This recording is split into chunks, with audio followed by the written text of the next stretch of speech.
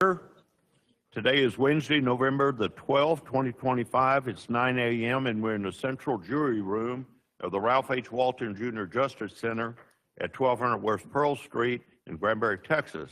This is a meeting of the Commissioners Court of Hood County, Texas. And today we are very pleased and honored to have with us today Pastor Lowell Erkenbach of Kingdom Life Church to give us the invocation. Pastor. Thank you.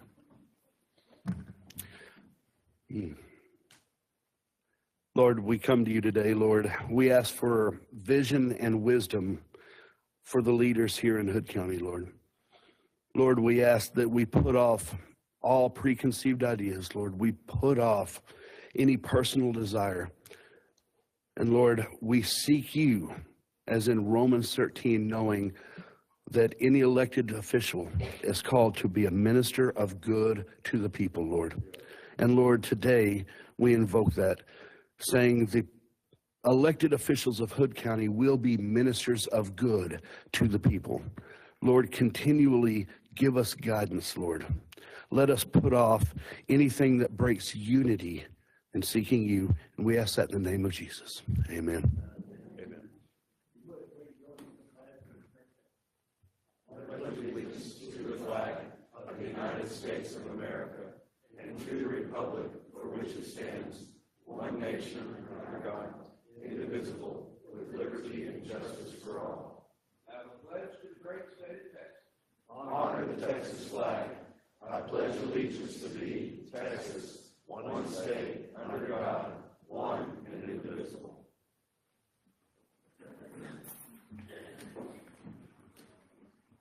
Well, we are really pleased and honored today to have with us the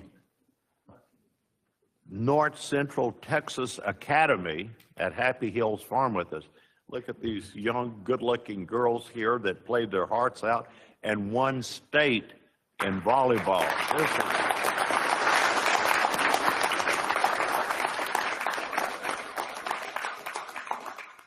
And they did it just to coincide with their 50th anniversary. So that's really doing the right thing. The universe really lined up well to do that. Is Louis Shipman here? Yes. Lucas, you're going to read the proclamation. You know who this guy is. Good to see you again. Appreciate it. Great to see you. Thanks Good. for having us. Good.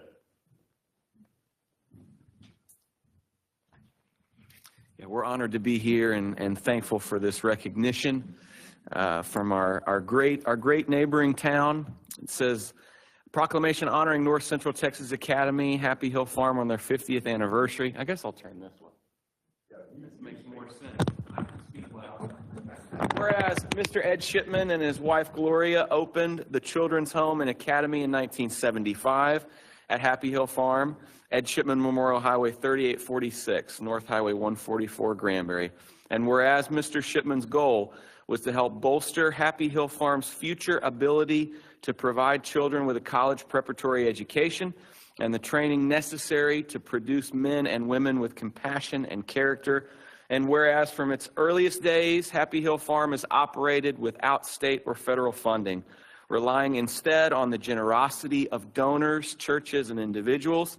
And whereas that began with a single late-night call and 2 frightened girls on a doorstep, has become a legacy of hope. And whereas, in my words, for 50 years, we've been saying yes to helping kids in need. They all come from low opportunity situations, but they also have something else in common. They are full of potential. All they need is a chance to be who God created them to be. And whereas, because of the lifelong mission of Ed, Gloria, Lucas, and the entire Shipman family, as well as the dedicated staff and volunteers at North Central Texas Academy, thousands of young lives have been shaped, and generations of students have received the skills, faith, and confidence to become faithful leaders in our community and beyond. And whereas the Hood County Commissioners Court wishes to recognize the 50th anniversary of Happy Hill Farm and recognize the impact to the lives of innumerable young people over the last 50 years. Now, therefore, the Hood County Commissioners Court encourages all Hood County residents to join us in congratulating the Shipman family and Happy Hill Farm on their 50th anniversary celebration. Thank you so much.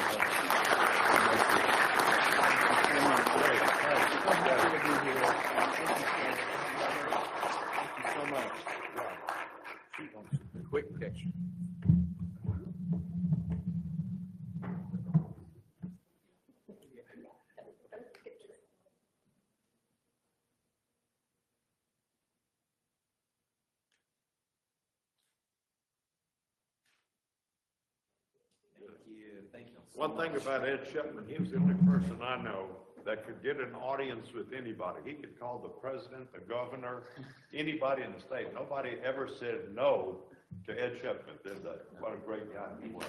Great guy.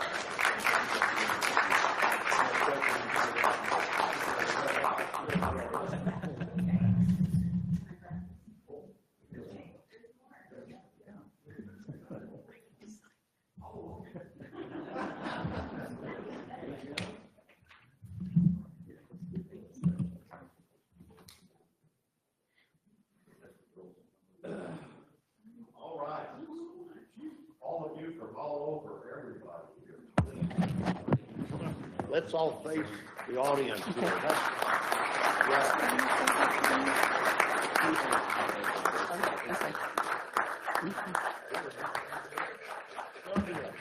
All right.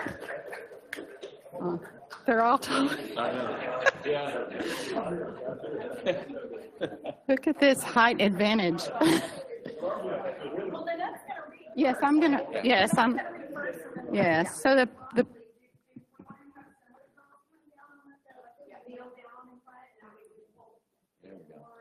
Okay.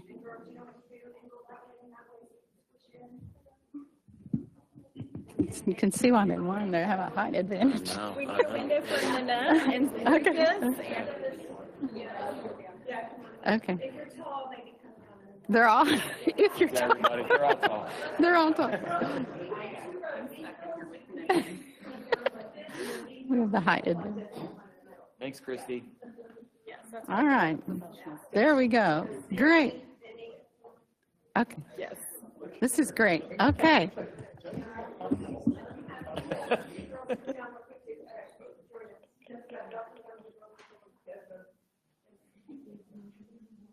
Where is Coach Smith? Where's Coach Smith? Oh, I just want to make sure you're in the picture. All right.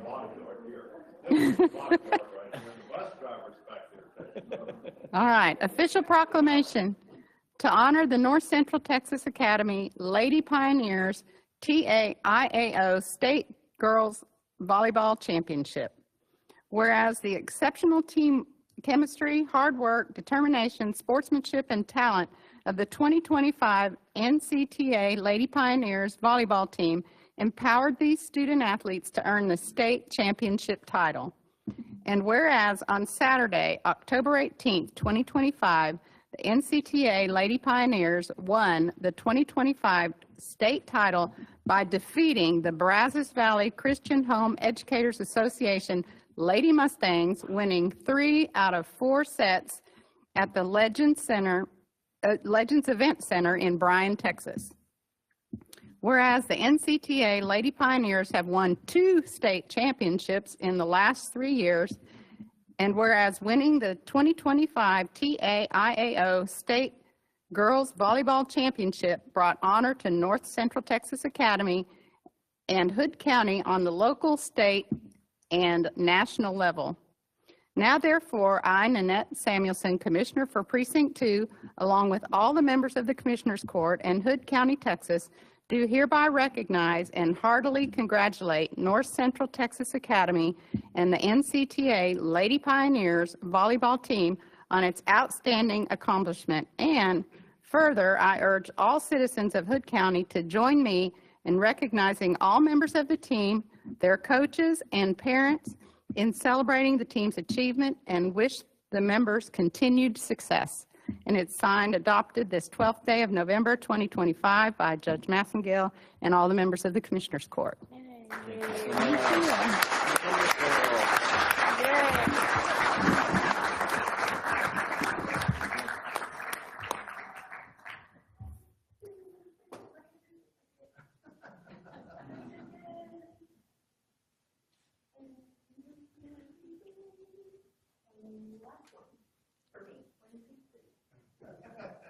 Thanks, Christy. God bless you. So good to see you. Thank you. I think I've got the one that's nope. Okay, let me sign it. Thank you. Good to see y'all. Congratulations. All right. God bless you. Thank you. Thank you.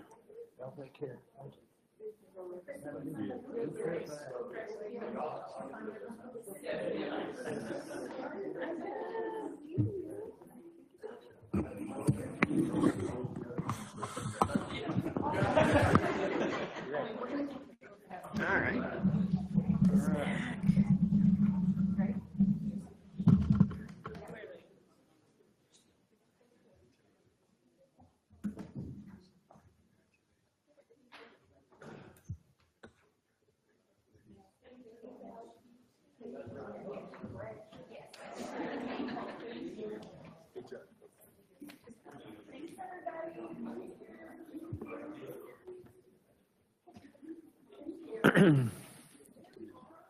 Okay, no service awards, right? No service, okay. All right, the next agenda item is citizens' comments at large. We have 13, and every person gets 5 minutes. So the first speaker is Greg Harrell.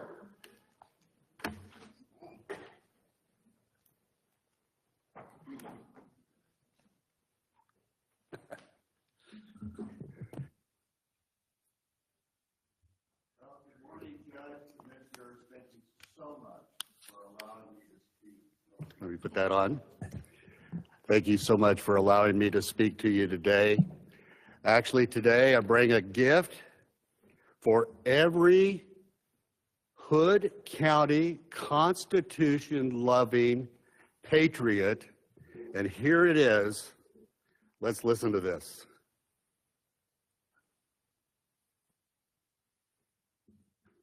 Let me get it going here.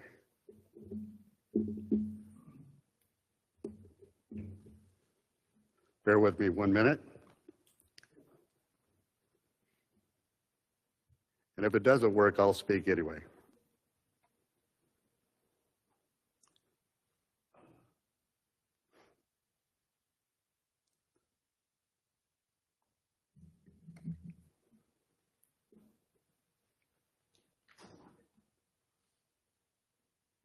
Okay, well, I'll speak anyway.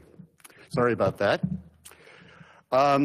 As you well know, last week, a gentleman got arrested here in Hood County for what we have been told is the posting of a screenshot or a meme or however you want to define it. I just wanted to rise this morning to say that I believe that this is not what Hood County is, nor is it what Hood County should ever be. We are a county of Constitution-loving, free-spirited patriots, for the most part. Now, this arrest last week, and it doesn't matter who that person is from my perspective, but this arrest last week is quite troubling because it comes on the heels of what I now view is a pattern of arrests here in Hood County, and those arrests are based on what people's perceived political alignment seems to be.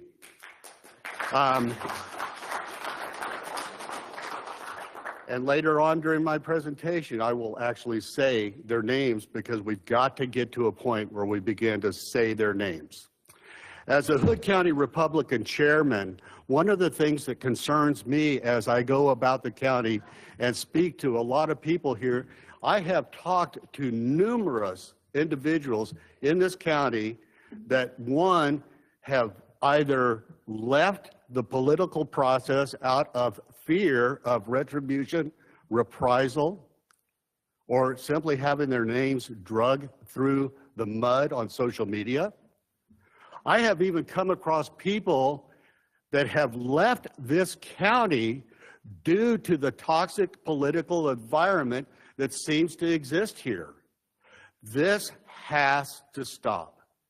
Certainly, we can all agree that each and every one of us, no matter what our political stripe is, no matter what our political bent is, we can agree that we can have good constructive dialogue on the behalf of moving Hood County forward, and we ought to be doing that.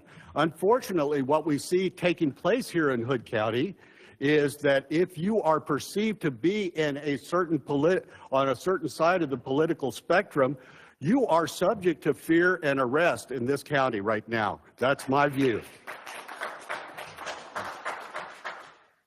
Judge, commissioners, this ought not to be. We have to fix it. We have to address it. I'm going to say their names. People whose mugshot have appeared in social media almost immediately after their book. Steve Biggers, Diane Raspberry, Eva Royer, Colton Crottinger. Say their names. Look out on social media and see their mugshots. What are we doing here? This must stop. It cannot continue. We can speak. We have the right to speak. We must protect that right to speak. I believe that each and every one of you that are sitting on the court this morning believe in those things, but we have allowed the situation in Hood County through our law enforcement to devolve to a point where there is fear in this community. And that cannot continue. We need to address the root cause. I don't know what the root cause is, but should be never any laughing by individuals. I don't care whether it's on social media, when some individual's voice is silenced. We saw in shock, we watched in shock as Charlie Kirk was assassinated, and then we turn around and we see on social media that folks are laughing about it. Here in Hood County, people's political voices are being silenced, and then almost immediately, people are celebrating that event. No more. This must stop. We have to get to the bottom of it. You guys can provide part of the solution. The legal system will certainly step in to provide more of the solution, but I'm just telling you, we need to allow everybody to participate in this political process. Thank you very much.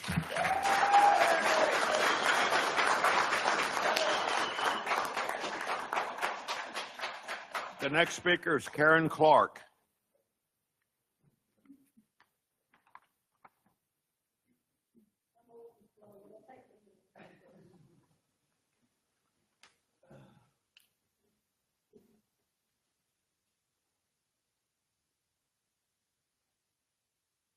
And short.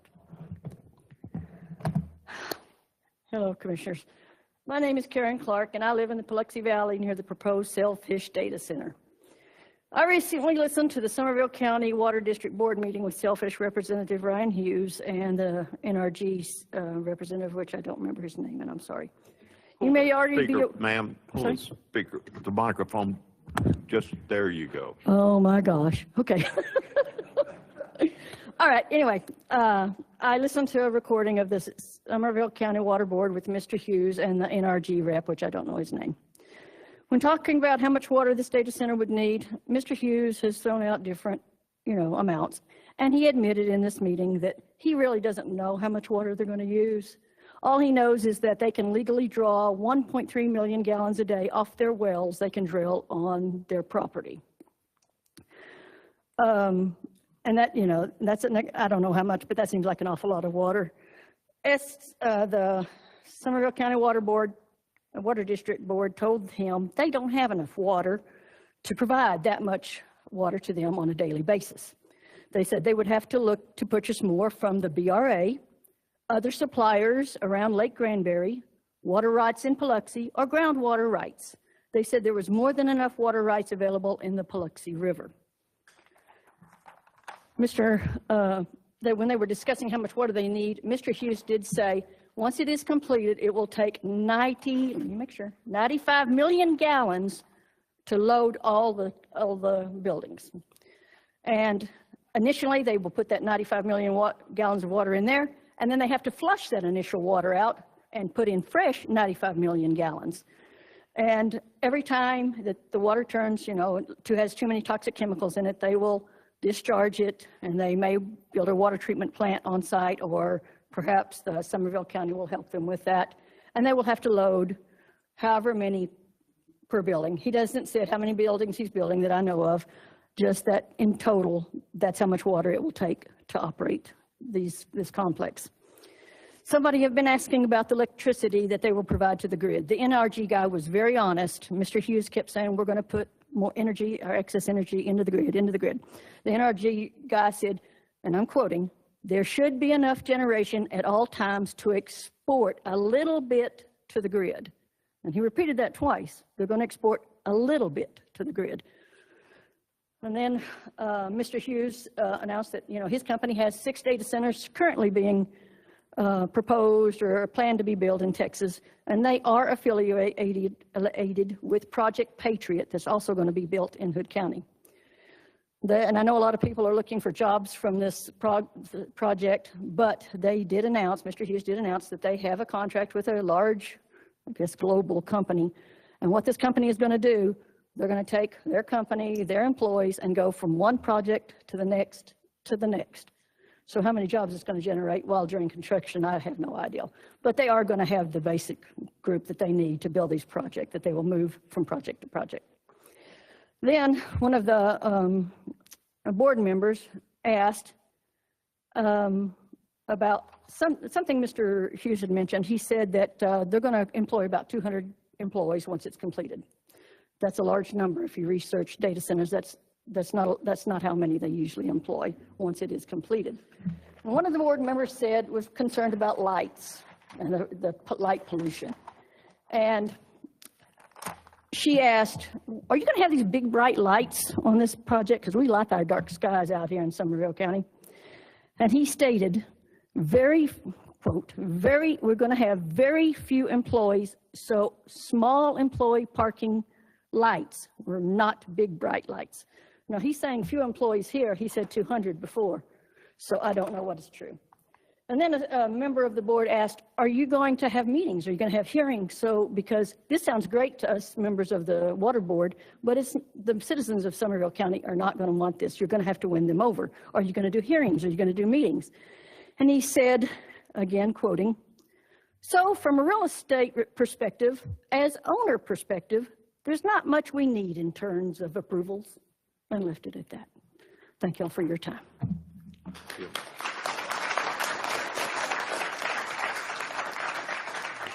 The next speaker is Andrea Ferguson.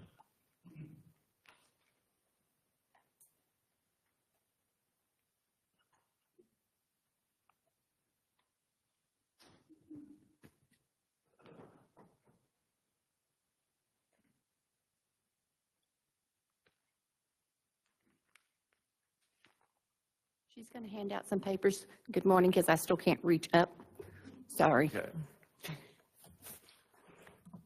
This is just letting you know that my department, the Tax Assessor Collector's Vehicle Registration Office, will no longer be open on the weekends. It is not cost effective for my department to be open on Saturdays from 8:30 to noon. We actually are spending more money to have employees there than we are making. We're there from 8:30 to noon. Most people don't show up until 10:30 or 11. If we do not do side work, as in Texas Title Girl or Texas Motors, we will lucky be bringing in maybe $1,000 that day, and that's having 2 employees there at all times. So we were, as of last month, that is our last Saturday to be open on Saturdays. We might be open one Saturday during boat season, but during winter times, we don't make anything. It costs more money to have us there, especially now with the comp time and the holiday time and stuff. If we work a Saturday that has holiday pay, my girls get 8 hours over. So then now I got to find a way to get rid of the 8 hours. And if I take them out during the week, then my department is short during that week. And that is including a supervisor and a clerk. So we won't be open on the weekends anymore as of last month. And I brought everything to show you. If you look at the months that have the high numbers, that's doing side work for Title Girl or Texas Motors. If you take that away, we ain't making nothing. So we'll no longer be open. I just wanted to let everybody know this is the perfect time with here to let y'all know that we've made that decision, and we might be open during 1 month during boat season. That's it. If you have any questions, please feel free to give me a call. I have 5 years worth of data to show for it in my office to show the loss going down. Was it last Saturday? Was it last Saturday we worked? We had 2 people show up. 2, just 2 people come in, and they didn't show up until after 10. The rest of the time, they sit there and wait. So it's just not cost effective anymore. Currently, you're open one day a month, one Saturday a month. Is that correct? That's it. So as of now, we won't be.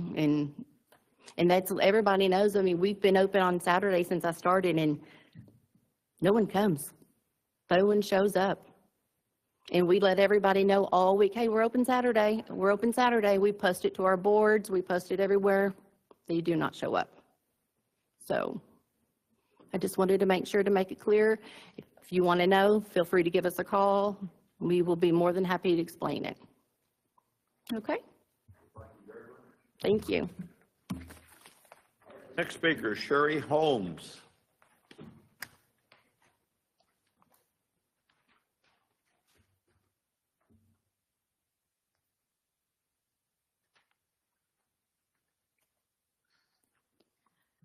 Good morning. My name is Sherry Holmes. I live on Bell Chase Road in Pecan, and I wanted to talk to you this morning and express our great concern over the Fort Spunky project that's being developed.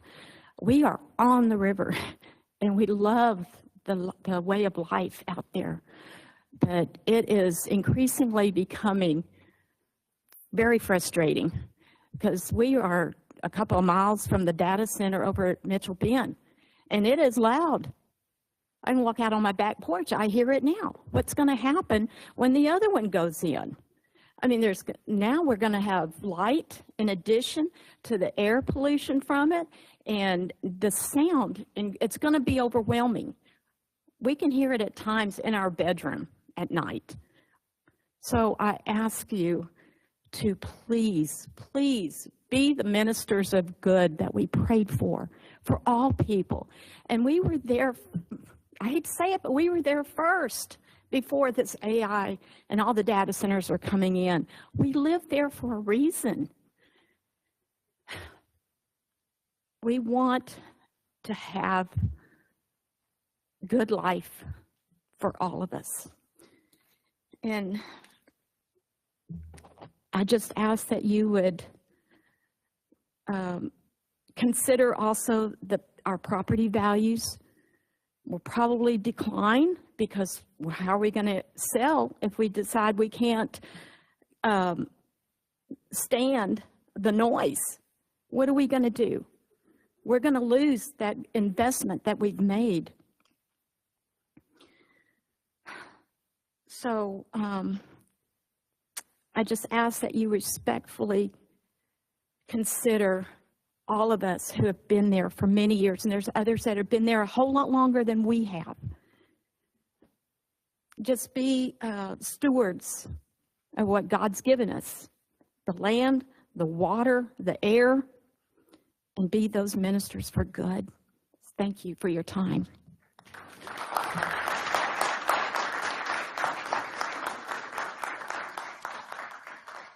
The next speaker is Brian Glenn.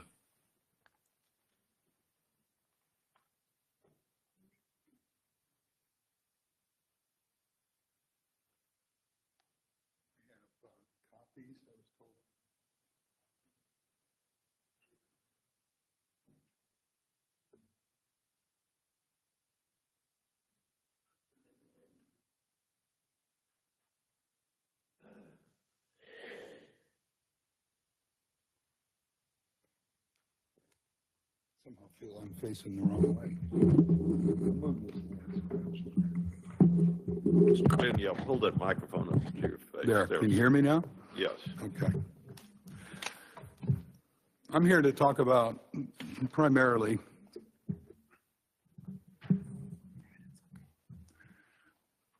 primarily the Comanche Circle, the water and the power. I'm also concerned about Pecan. But I just wanted to say, we've seen a lot of numbers bandied about. We heard some more. I pulled some numbers from some reports in Abilene, also paperwork down in the water board. But I just want to say, Stargate Water, okay, we're going to take a look at this because it's a good comparison. They had 463 million gallons, I guess, to start. It's been used over the last 2 years, and I don't think they're running yet. So I think there's a lot of water they're going to need before that 95 million flush and fill. 10 million gallons a year subsequently. That's about 200,000 a week. Okay, Comanche Circle. They're saying 95 million gallons one time to flush and fill. There's probably more. They also say 150,000 gallons a day. That translates to over 1 million gallons a week. I'm not sure if their numbers are right, but we've heard a lot of numbers. Power. I'm interested in power because that's also water. They need the water to cool the processors that they're powering. So as the power goes up, the water need goes up. If they continue to expand, they're going to continue to grab water. 1.4 gigawatts to start on Stargate, grow to 7.5 gigawatts. 10 gigawatts is the goal. This is coming from CEOs. Senator Cruz was there. Comanche Circle Power, we're not sure about it. We haven't seen a master plan, know anything about what the full growth is. But they're saying 1.2 gigawatts to start and grow to 5 gigawatts. I'm going to go to my next subject. Brazos River Environmental Protection. I'm handing out to you paper that is suggesting that we formulate, and I'll just go through it briefly here. The introduction of environmental protection of the watershed to invoke the authority of subchapter K, review the impacts to runoff, drainage, noise, etc., establish environmental protection districts, adopt Brazos River Environmental Protection Ordinance, and create Hood County Development Commissions to oversee. Draft ordinance, Chapter 231, subchapter K, prevent harm to the Brazos River Basin, Lake Granbury, and tributaries. Unincorporated areas within 5 miles of this basin is what I'm suggesting. Lake and tributaries to protect the water quality from unregulated runoff and drainage. Create an environmental ordinance, Chapter 231.225. Develop regulations. Setbacks, 2,000 feet. Noise reduction, 60 dB during the day, 40 dB at night. Noise restrictions, I'm sorry. Drainage and wastewater, closed loop systems. We need to require that, not just believe them. County approval with independent testing and monitoring at the fence line. Air, noise, runoff data, and all publicly accessible, full transparency. Public safety alerts for valve blow or chemical release events. Those folks down near Mitchell Bend know what I'm talking about. They are loud. Penalties, violations, we know, $500 a day, $1,000 a day max. This is a state law, and I'm saying that we need to work to revise that schedule for continuous violations. Otherwise, they'll just write you a check every year for $365,000, and that'll be operating costs, and they'll move on. I urge you today to adopt the proposed Brazos River Basin Environmental Protection Ordinance that you have in front of you there. Create a Hood County Development Commission and require air dispersion and runoff impact studies before approving any new industrial permits. I thank you all for your time.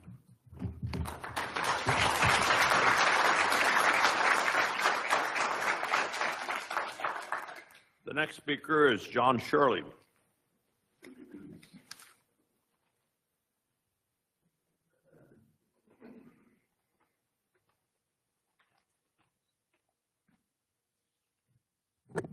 Good morning, Judge, Commissioners. I would like to kindly ask the leadership and citizens of the county to look down the road, given the current course, if the misadventures of some continue, or heaven help us, metastasize into something potentially far worse.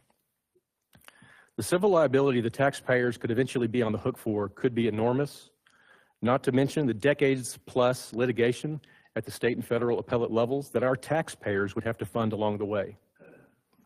There's also the waves of media attention that we don't need nor want. Should I even mention a potential federal consent decree? All of this in an attempted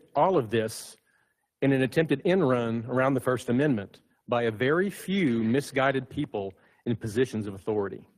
And we aren't talking about limiting comments about a Facebook post. We're talking about taking away someone's freedom and sending him to prison for exercising a right he personally fought for in the military.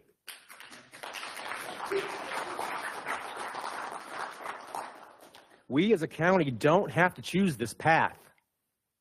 This is an unnecessary misadventure that does nothing but keep people around the community angry and inflamed and draw negative attention toward us from the entire nation. Ask yourselves, who benefits from the continued strife and negative attention being wrought in our county? Definitely not the citizens and taxpayers, but who does is an important question that needs to be answered eventually. My fellow citizens, let's turn back. The chilling effect of attacks like this on the First Amendment is repugnant to our Constitution and our values. Thank you.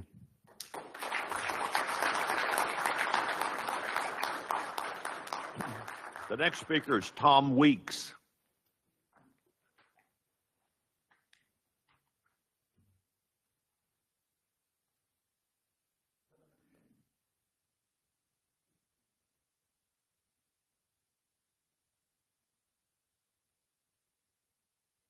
Good morning. My name is Tom Weeks. I live in the Mitchell Bend area, have for the last nearly 30 years. And I want to talk about failure. And failure in respect to right now the Bitcoin mine. That's been a horrible failure for the citizens. We have been robbed of our night sky. We've been robbed of our peace and quiet. And something else has come to my attention. We're going to be robbed of our river, one of our best resources besides the lake. For years, I've been watching where the runoff goes whenever we have torrential rains. And if anybody's ever been down Mitchell Bend when that happens, you get past my property and you're in 6 feet of water. Well, that all goes into a ravine, which makes it into a creek, which actually dumps into the Brazos River. Now behind me, where this water runs through, is 2 power plants, a Bitcoin mine, and basically somebody's homemade junkyard full of junky, rusty cars. And I just wonder what else that runs through on its way to the river. And I just want to bring that to people's attention and let them know that, you know, we've got to be holding people accountable. You know, we've got to have people testing our water, testing our runoff, testing our rivers, protecting our natural resources, because if we keep giving these things up and letting them go to hell, we're going to wind up without them. And I just trust you guys to take this into consideration and think about these things as they come up, because we're going to lose them. And I just fear it's going to happen. This is a great county we live in. I've loved living here, and I've met some of the greatest people ever. But they're all in fear of losing something, whether it's their peace and quiet, their rights, their freedoms, but even our natural resources. So I implore you to help us protect these things and stand guard over them. And because when they're spoiled, there's usually no turning back. There's nothing we can do. Thank you. The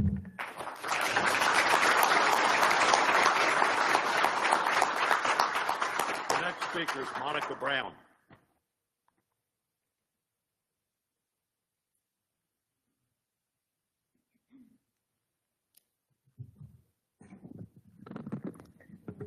Okay, good morning and happy belated Veterans Day.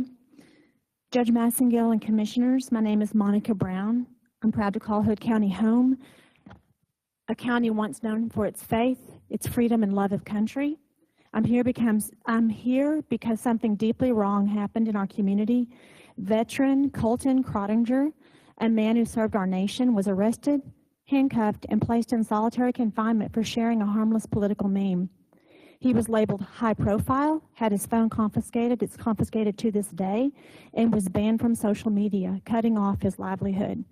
And now we've learned something even more alarming. The Justice of the Peace who signed the paperwork authorizing this arrest has said publicly on Facebook that she didn't know what she was signing. Think about it. A veteran taken from his home, locked up in solitary, and silenced based on a document that the judge herself didn't understand. That is not justice. It is a breakdown of oversight and due process. You understand this is a national embarrassment. Do you understand this is a national embarrassment? Instead of highlighting our community strengths, Hood County is again the subject of a viral fiasco. All because a JP signed something she says she didn't know she was signing, and law enforcement clearly do not understand First Amendment rights or the difference between harmful and harmless speech. Let me be clear. I am not saying anyone should make memes to mock someone else. That's not the point. The point is the reaction of local law enforcement arresting a veteran, taking his livelihood, and putting him in solitary for a harmless meme. Meanwhile, other public figures make far more serious statements and nothing happens, and I'm chief of it. Every one of you know about it. This is an insult to the intelligence of the people of this community. Even the simplest minds know better, and Hood County deserves better. I believe Colton Crottinger will come out stronger, and the people of this county can see injustice and overreach when it occurs. Let's look at the conditions of bond. Colton was told he cannot be near the victim and cannot possess firearms. Good job demasculating somebody, although you won't. He's much more of a man than that. Think about it. Strict punitive restrictions for a harmless meme that posed no threat, not one threat. And what about the term victim itself? Legally, a victim is someone who suffered real harm, injury, loss, or a violation of legal rights. Colton's meme caused no physical, financial, or legal harm. At most, it was a political joke. Labeling someone a victim in this context is an exaggeration, a misapplication of the law, and another example of overreach.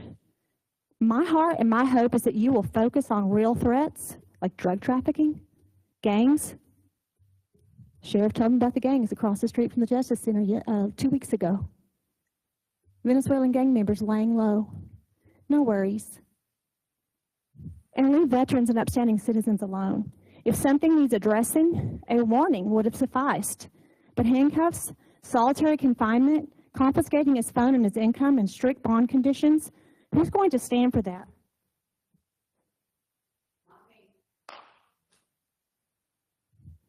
And why would we stand for it? Would you want it for your own family, your own veteran? I've got one overseas right now, fighting for this. This is not red, white, and blue. It's not America, and I contend it's not Granbury. Law enforcement's job is to protect our freedoms, not punish them. That's why I urge the sheriff and the police to participate in the highest task force level in the federal 287G ICE program. That partnership allows officers to identify and remove violent offenders, criminals, and gang members, protecting our community from real threats. Today, I'm asking the court to take decisive action. Open or request an independent investigation or audit into Colton Crottinger's arrest, confinement, and the process that led a judge to sign paperwork she didn't understand. Number two, publicly affirm that free speech and due process will always be protected in Hood County. Number three, direct a full policy review of the Sheriff's Office and Detention Center, covering solitary confinement for non-violent individuals, high-profile classifications, confiscation of phones, and social media restrictions. Hood County should stand for law and order, fairness, and freedom, not for jailing a veteran over a meme or paperwork no one understood. Let's send a clear message. In Hood County, the Constitution still means something. We stand with our veterans, we stand with free speech, and we expect our law enforcement and courts to uphold justice, not weaponize it. Thank you, Judge Massengill and commissioners. for defending the integrity, safety, and liberty of Hood County.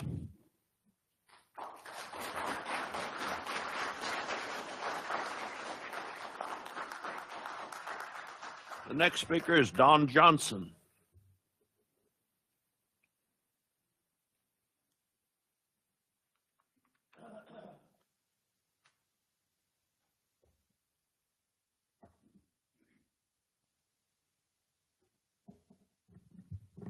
Thank you, Judge and Commissioners, for allowing me a little time to speak to you this morning. Lawfare, L-A-W-F-A-R-E, refers to the strategic use of legal actions and litigation to achieve a political or social goal, often by exploiting or manipulating the legal system to harass, intimidate, and undermine an opponent. This can involve filing frivolous lawsuits, using legal proceedings to delay or disrupt an opponent's activities, or leveraging the legal system to gain a strategic advantage in a non-legal system. The term law, L-A-W-F-A-R-E, combines law and warfare, highlighting the idea that legal mechanisms are being used as a form of combat or strategic maneuvering rather than solely for the purpose of justice or resolution of legitimate legal disputes. Lawfare can be a contentious issue as it blurs the lines between legitimate legal recourse and the misuse of the legal system.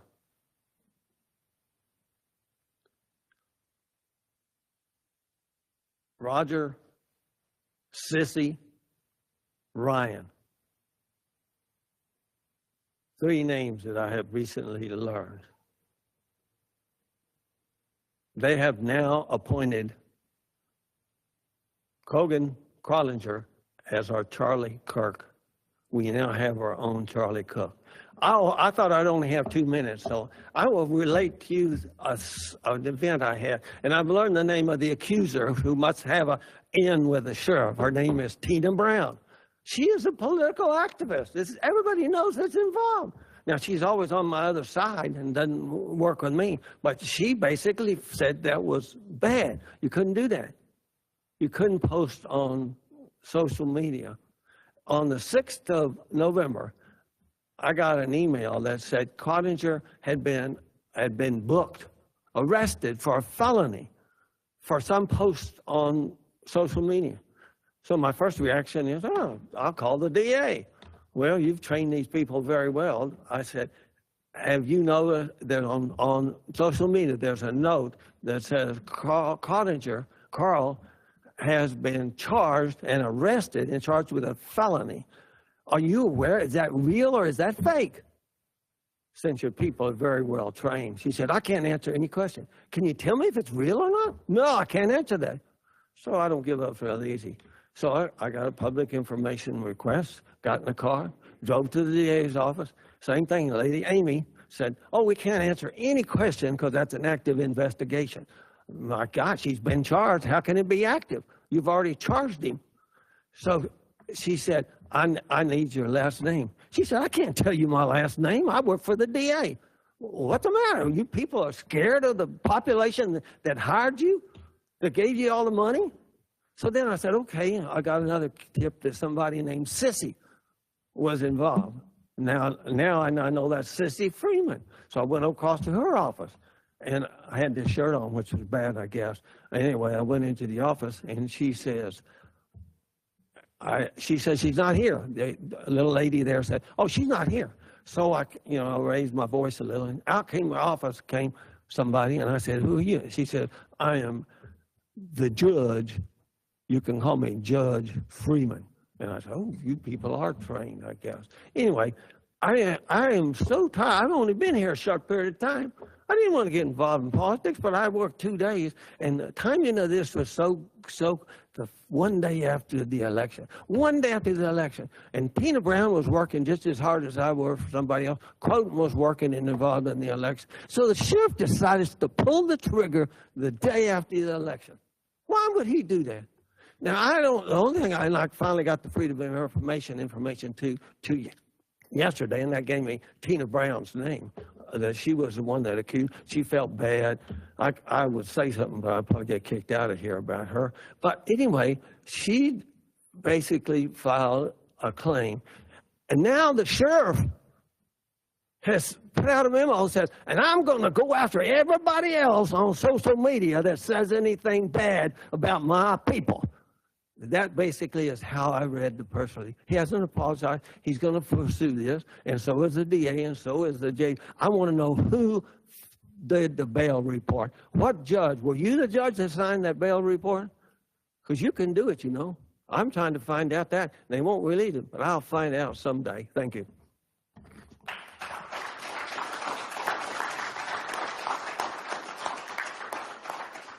The next speaker is Daniel Lakey.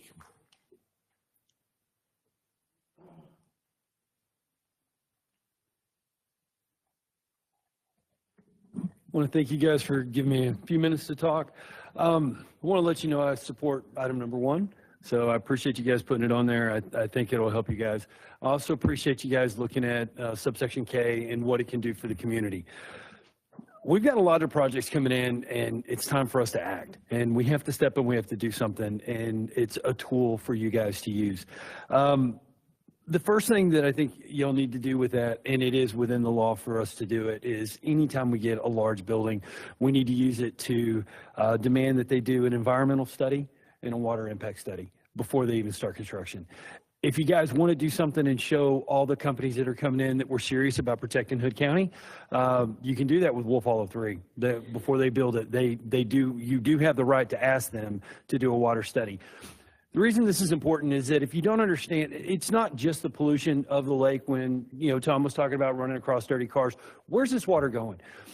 A lot of these large corporations that are building these buildings are about 1 million square feet for each one of their buildings.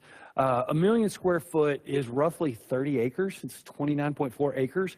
Anytime you take that amount of land that used to absorb water when it rains and it doesn't anymore, it has to run off. And where is that 30 acres of water going? How is it impacting the neighbors? Who's it going to flood? How's it getting to the river? These things are very important to us. We have a responsibility to protect the air, the land, and the water of Hood County. That is our responsibility. We need to leave it for the people behind us. That doesn't mean an industry can't come in. It just simply means that we have to make sure that when they come in, they're not destroying the county behind it. They operate where they are. They don't destroy the rest of us. When you talk about using abatements for, enticements to get them to do the right thing, use it for water purification. Use it for air purification.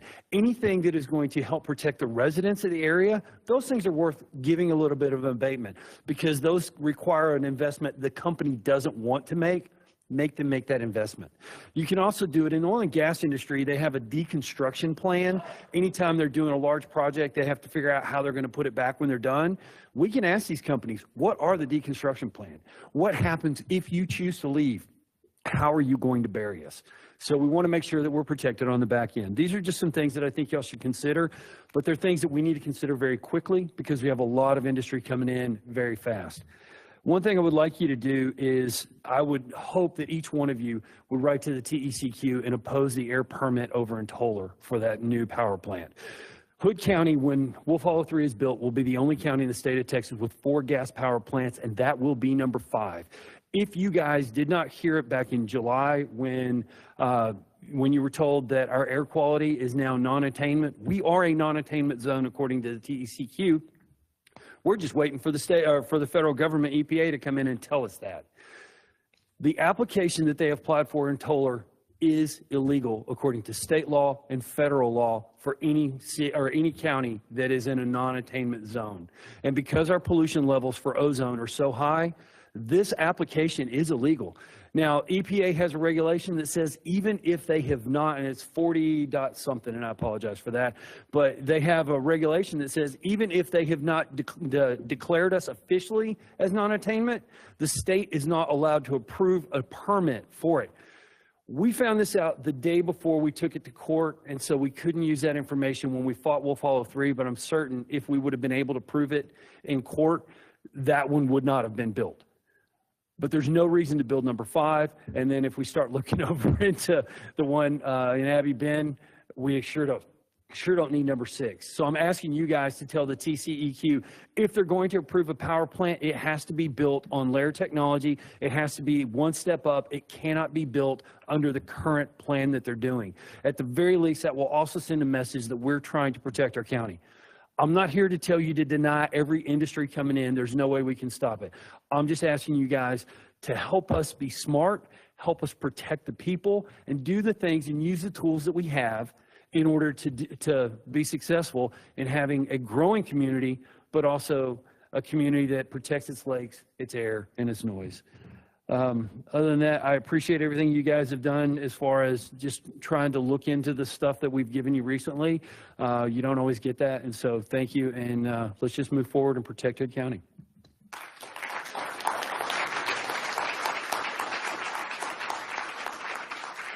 The next speaker is Cheryl Shadden.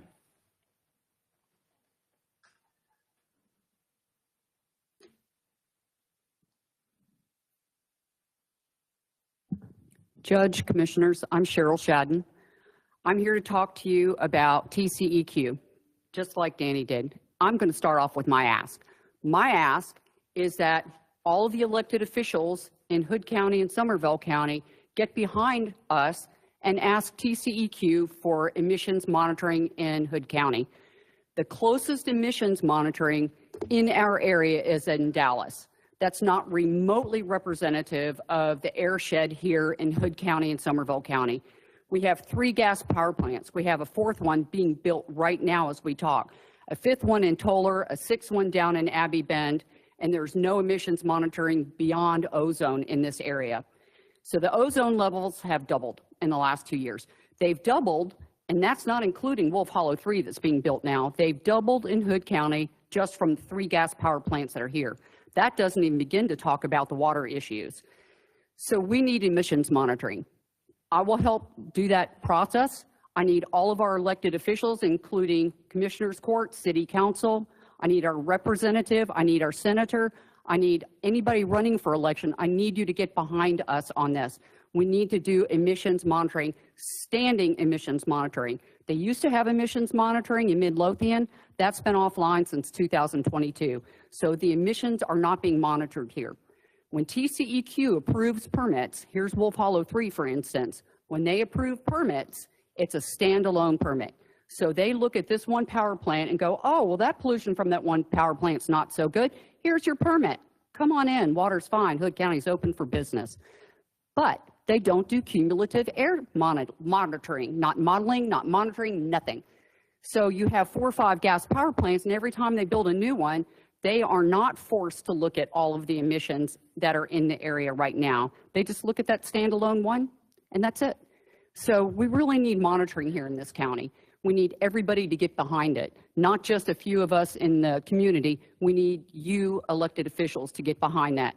Sign a petition. I'll help work on the paperwork. I really need us all to get behind this to help Hood County. Thank you.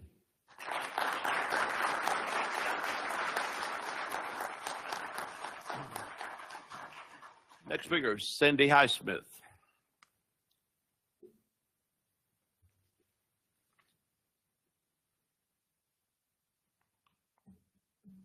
Yes, I'm Cindy Highsmith, and I appreciate you allowing all the people in the county to come up and speak. It's very important.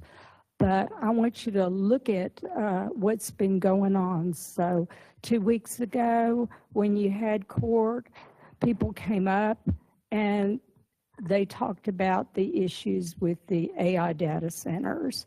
And then you had a workshop, and there were so many people standing outside, you weren't aware of it. But there were bukus of us who couldn't get in because so many people wanted to tell you what they thought. And here today, speaker after speaker is coming up, even though it's not even on an agenda item, and they're talking about these data centers. So why are we doing that? Because I'm nobody. Who are you? You are elected representatives, and we depend on you to do something for us.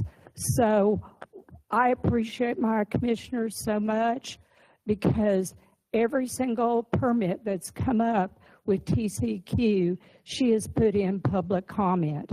Does it make a difference? Yes. They tell us that if elected officials don't put in comments, you won't even get a public meeting. So I thank my commissioner very much, and I thank Chip Joslin over in Somerville County, because they're showing up. Why show up? Why do it? Does it mean I don't want De Cordova Steam Plant? Does it mean I don't want Wolf Hollow 1? Does it mean I don't want dependable energy? No, that's not what I'm telling you. I'm telling you is that I want them to use the best available practices. Practices have changed. You can treat wastewater differently than what they're doing over in De Cordova Steam Plant. They're a single cycle plant, so they put a lot of wastewater right at the dam, and then it comes on down to where I live.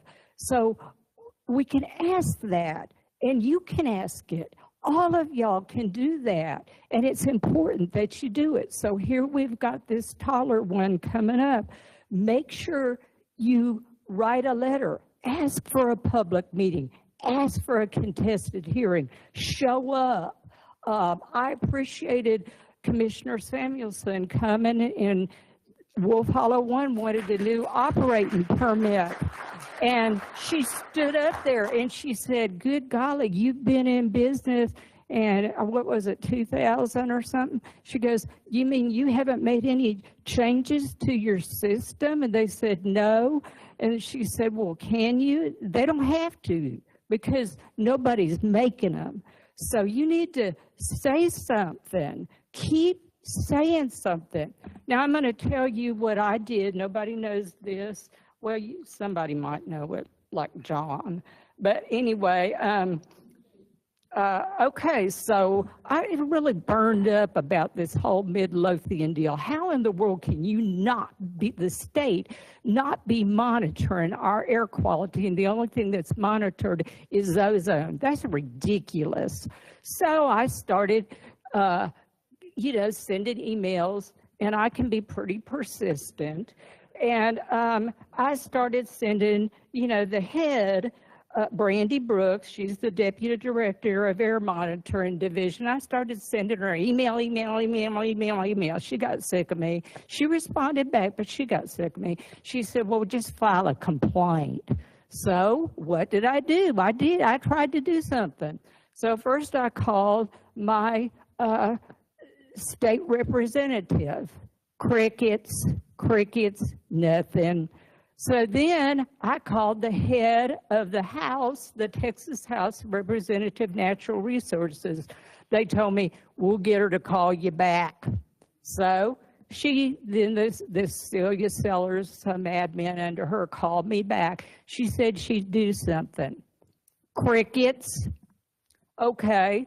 So then I called Shelley Verlander over there in Senator Birdwell's office.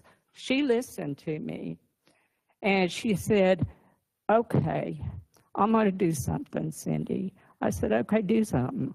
So then she got Clint on it, okay? So then she got Senator Birdwell on it, and I'm going to give him credit where credit's due. He was not aware of it. He said, so he called the executive director and had a little chit-chat with her.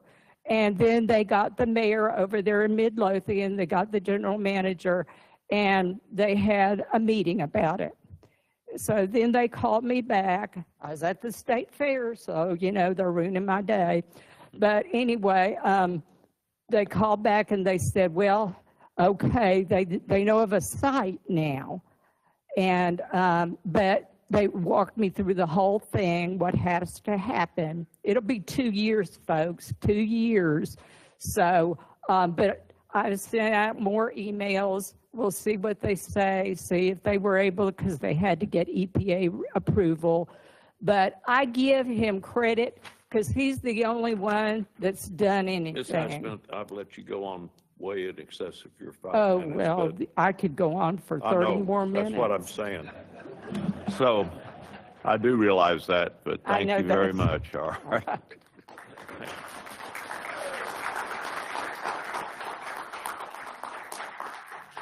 The next speaker is Mark Lowry.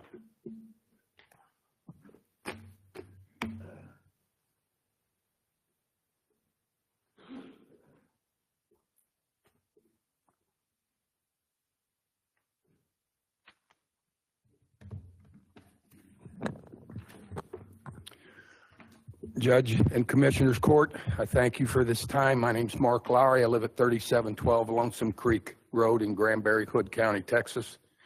I want to follow up on the special meeting that was arranged last week. It was an amazing turnout with people from all walks of life of Hood County trying to express their concerns about what's going on in the nature land of Hood County. There were executives, retired people, there were ranchers, there were tenants, homeowners, a broad spectrum of people. Unfortunately, all of them couldn't get in and speak, but I think what it demonstrates is the concerns that we residents in Hood County have for the future of our lovely county. The legacy of this court will be one of two things.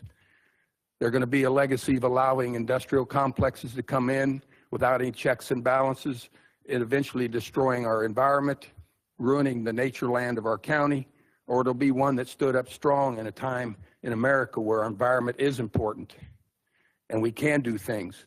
We have to stretch 231 subchapter K as much as we can to benefit us. We have to look at this Brazos packet they presented to you. You've got to take decisive actions, and soon, before this county nature area gets lost and then we lose it. The generations will look back at us and they will see how disappointing it is. We all learned at a very young age, whatever goes up comes down. This watershed is the entire county. It says it in subchapter K. The entire county is impacted by the watershed. So whatever goes up, whether it's magnetic fields, it's emissions of some sorts, is coming down into our watershed. We have to take decisive action. Your legacy will be on whether you let this county slip away from us or you preserved it for future generations. I'm going to step back a second here, and I want to talk on what others in this esteemed group behind me, Mr. Harrell and Constable Shirley, spoke about.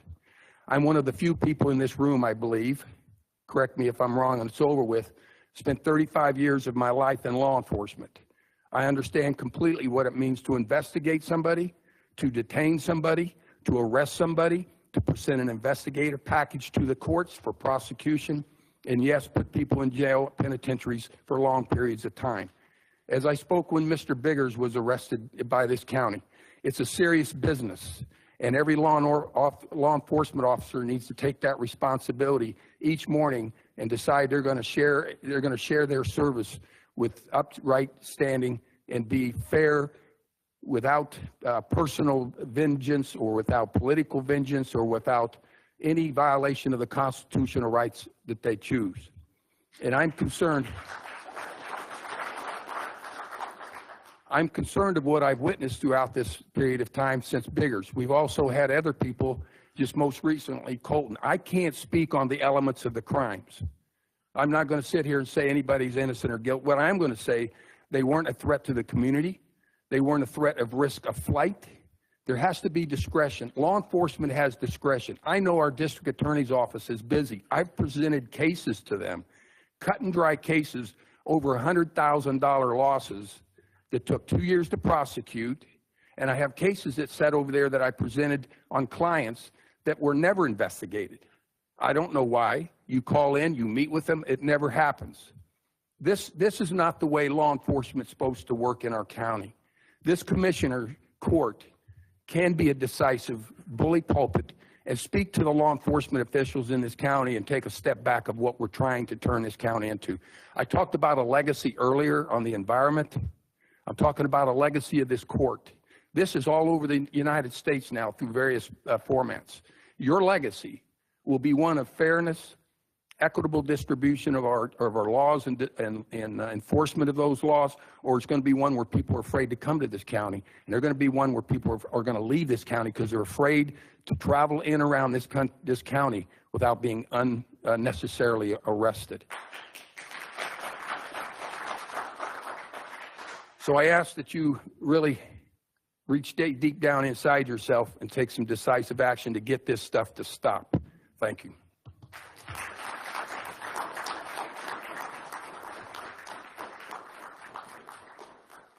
That concludes the open comments part, and so we're now heading into the miscellaneous business. And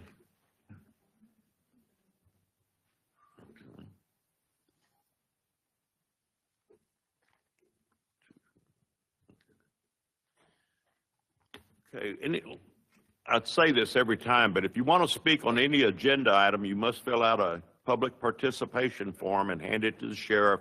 The sheriff will hand it to Christine Lefrich, our county clerk, who will number it and get you in line to speak at the appropriate time. So item number 1 is discuss and consider approving and agreeing to Bracewell's engagement letter for Hood County, Texas economic development matters. I brought this up and read it at the last Commissioners Court meeting. I've been looking for a law firm that has the stature and the expertise, I think, to represent us on a level of the legal representation that these data centers and power companies come into our county. I have furnished a copy of the engagement letter to the Commissioners Court, to our county attorneys, to certain other people, to Greg Harrell, to let him look at it and review it on the deal. And I really think it's I've spoken to Blakely Fernandez, who does this work, and what she has done since the last time I've spoken to you is to added a paragraph on page 2, which I'd like to read right quickly. And this deals with the economic development here that everybody's concerned with. And she's added, because I told her that we wanted legal advice and her assistance in developing the Hood County economic policies on industrial usage and economic development. She's well versed with that. She talked to me about it. And as you know, in representing with the data centers and power plants, she's making those guys put up the money for her legal fees. So that's covered. But to do this specifically for Hood County is what I asked her about. I said, this is something differently, and that was brought up at the last Commissioners Court meeting as well. And I said, what would you charge us? First of all, can you do this? Do you aware of this? And she's well versed in it and said that yes, she can and has done this. And I says, what would be the charge on it? So let me read that one paragraph to you. With regard to establishing or revising county policies, creating a county industrial commission, creating special districts, or working with the county to set priorities for economic development, we will bill the county hourly.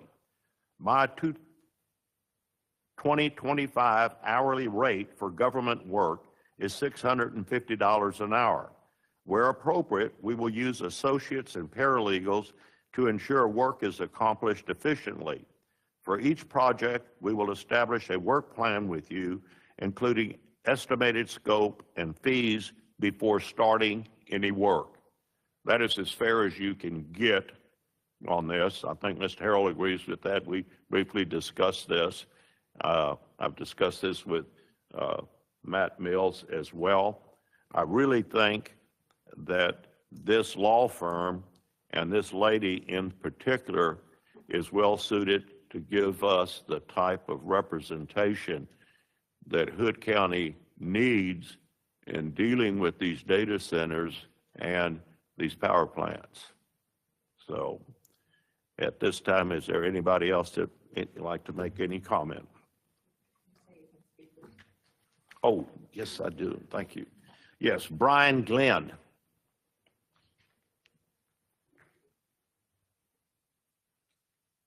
Thank you, Commissioners. I appreciate being able to speak to you again this morning. I want to say I laud your effort. Speak into the deal, yeah.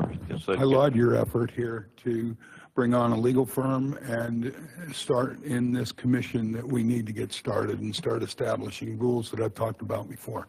So I laud you for that. Thank you. Really, thank you. Thank you.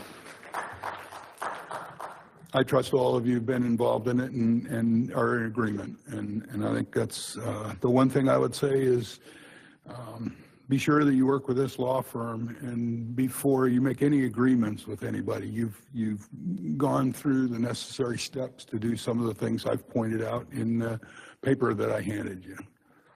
I want to also talk a little bit about, I did a lot of digging trying to find the map that Ryan Hughes had in his presentation that got taken down off of Facebook, unfortunately. And he was very proud of the southwest corner not being a quality water district where he was putting this. So I want to point out on that map, it's hard to see. It's from the internet. I looked up from the zoomed in name and did a search and found it and recognized that. That was his map that he altered. But what I wanted to point out is he was interested in the road corridor of 51, saying how wonderful it was that he was doing the development as was requested in the various things about these different districts. What he didn't point out is that there's a quality one water district that flows right over the top of that road. And I'm assuming it takes precedent over road development around that road. And I just wanted to bring your attention to that map and what he said. And it's a little difficult to see, as I say, but if you zoom in, you can see it.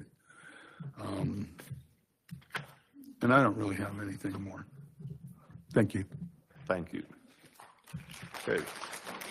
The next speaker is Cheryl Shadden.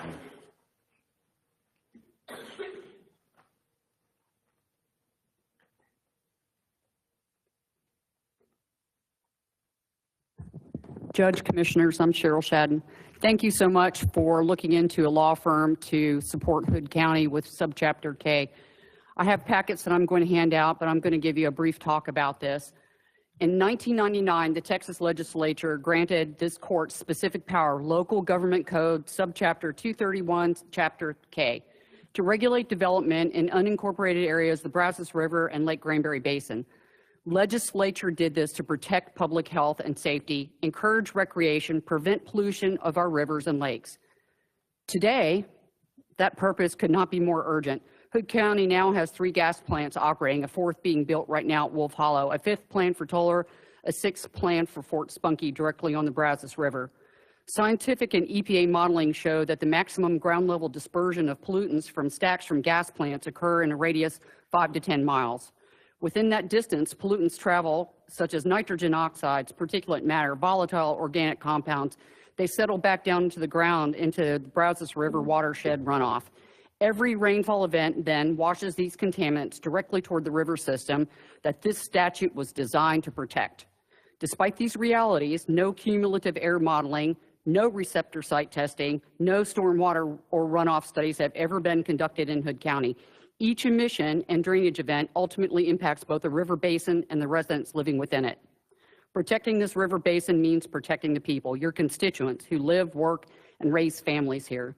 These residents are within the dispersion zone, drawing from the same water table and breathing the same air that's being affected by unregulated industrial expansion. Chapter 231, Subchapter K, gives this court clear authority to act and empowers you to establish environmental protection districts, to regulate drainage, runoff, and setbacks, and to impose higher standards than a state minimum when the public welfare demands it. I urge you today to adopt the Brazos River Basin Environmental Protection Ordinance, create Hood County Development Commission, and require air dispersion runoff impact studies before approving any new industrial permits. When you protect the Brazos River Basin, you protect Hood County itself, the water, the air, and the people who depend on both. Thank you.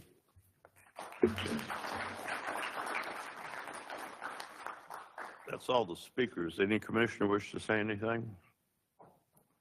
If not, I make a motion that we agree to and approve the Braceville's engagement letter for Hood County Texas Economic Development Matters.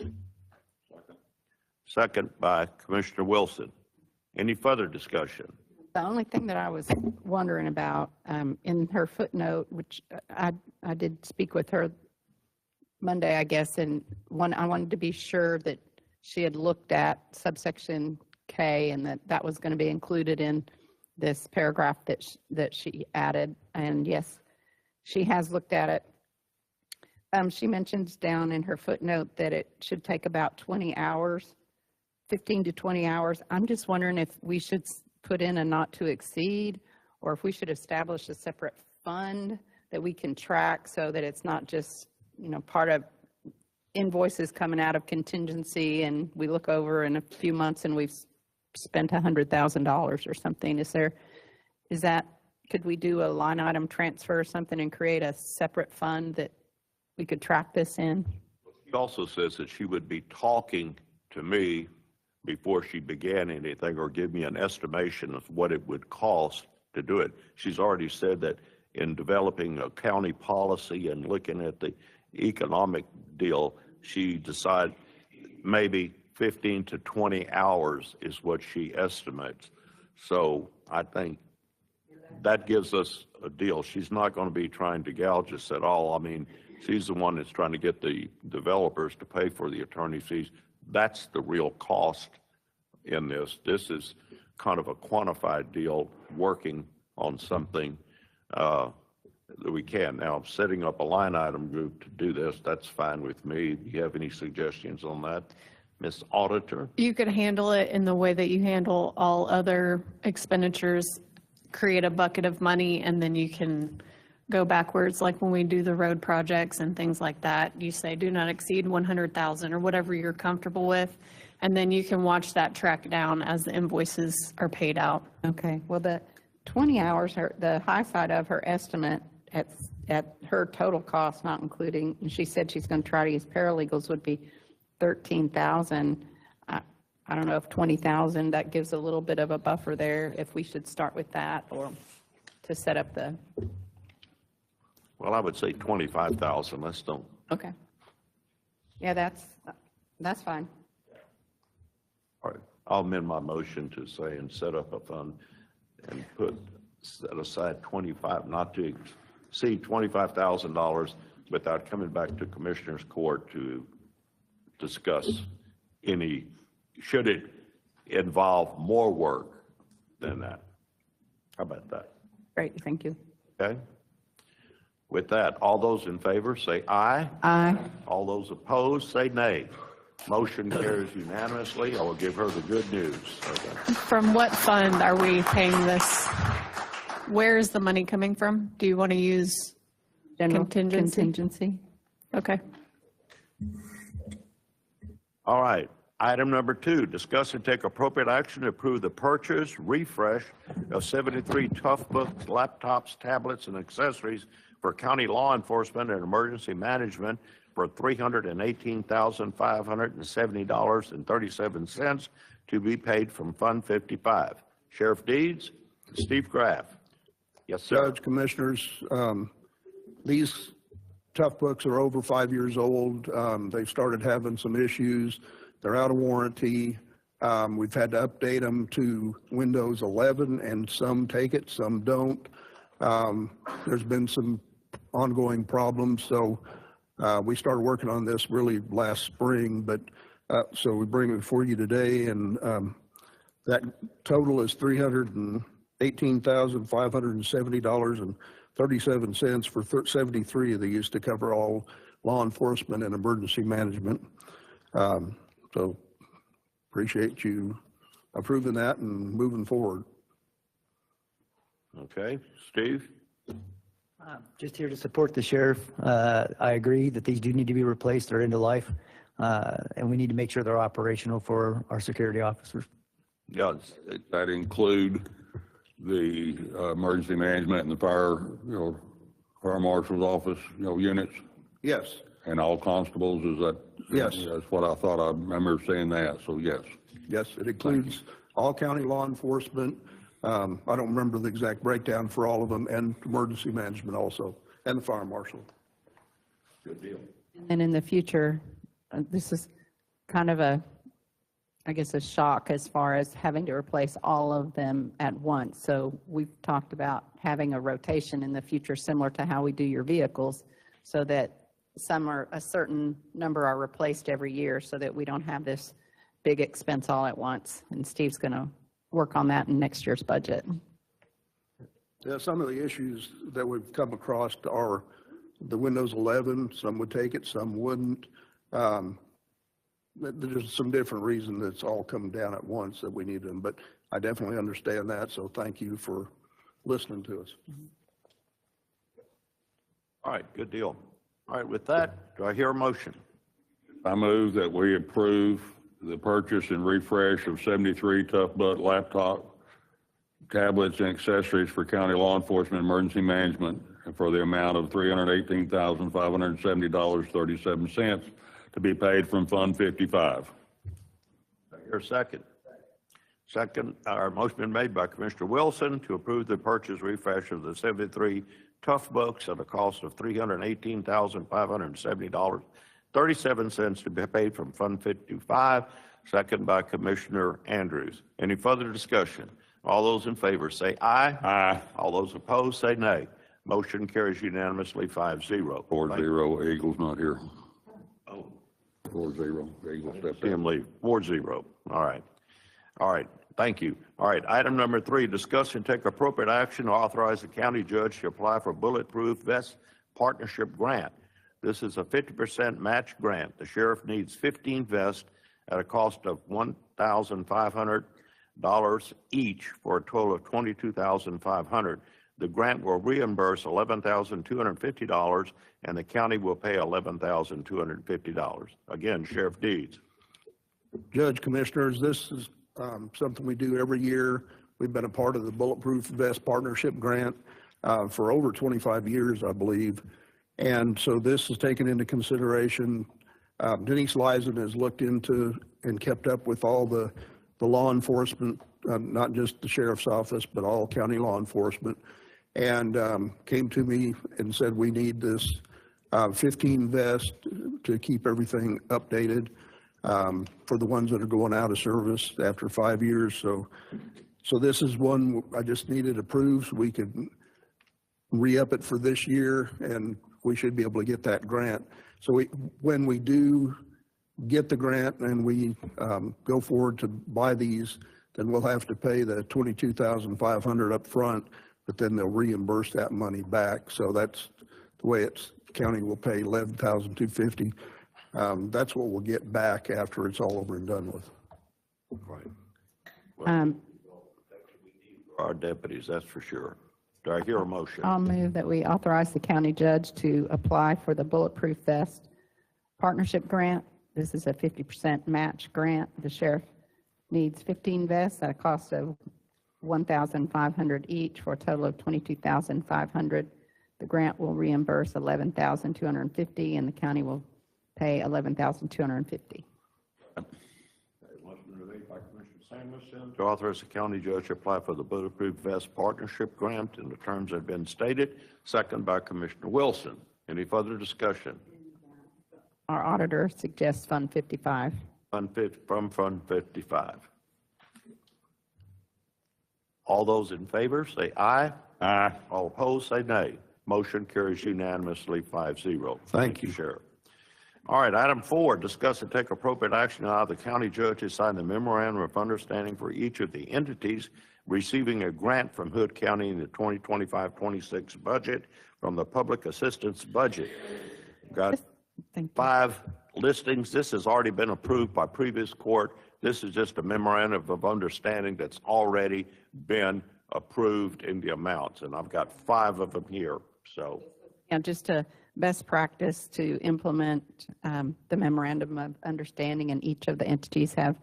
We worked with the law department, the auditor and I did, to create the MOU and get the document signed, and they all returned them, and so they're ready for you to sign. So, making that motion. I'll move to allow the county judge to sign the memorandums of understanding with each of the entities receiving a grant from the from Hood County in the 25-26 budget from the public assistance budget.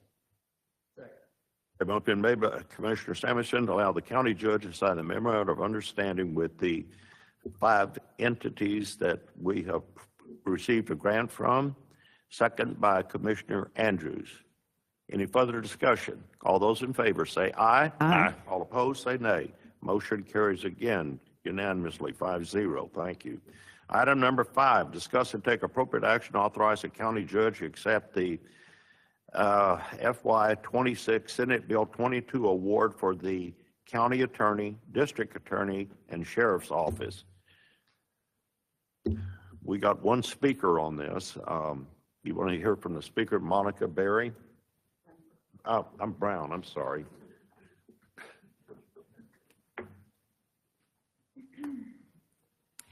Thank you, Commissioners and Judge Massengill. My former comments will be submitted formally today. I want everything on public record. I have looked at this grant, and I think it's amazing. Grants are awesome. I love it that people are looking into it. It does say that the grantee warrants that it is eligible to participate in this program. That is at the beginning of it. Does unconstitutional use of the sheriff's office disqualify our eligibility is my question. When you get to Part N, it says suspected fraud and unlawful conduct must be reported. And who to? The Texas Comptroller of Public Accounts. So this leads me back to the discussion on how we're treating people with lawfare here in town with our sheriff. And I want to remind you that the very first time I came here, I watched a lady today stand here shivering and shaking because it's uncomfortable to speak here. Isn't speaking the #1 fear people have next to death? So she came and spoke today. She stood up. Why is Monica Brown a public figure when I was a private citizen before? Because I came here with the Honorable Karen Lowry to tell you about what the school district was doing. Now, the school district isn't giving us free speech like what y'all are doing. They don't let you talk on more than one topic, or if you do, you got to cram it into literally 3 minutes. So when you allowed us to speak on each topic, bravo to you, because it takes more time and energy to do that. They won't. It's harnessing, okay? It's harnessing the public comments, which they taught other trustees to do. So why am I here?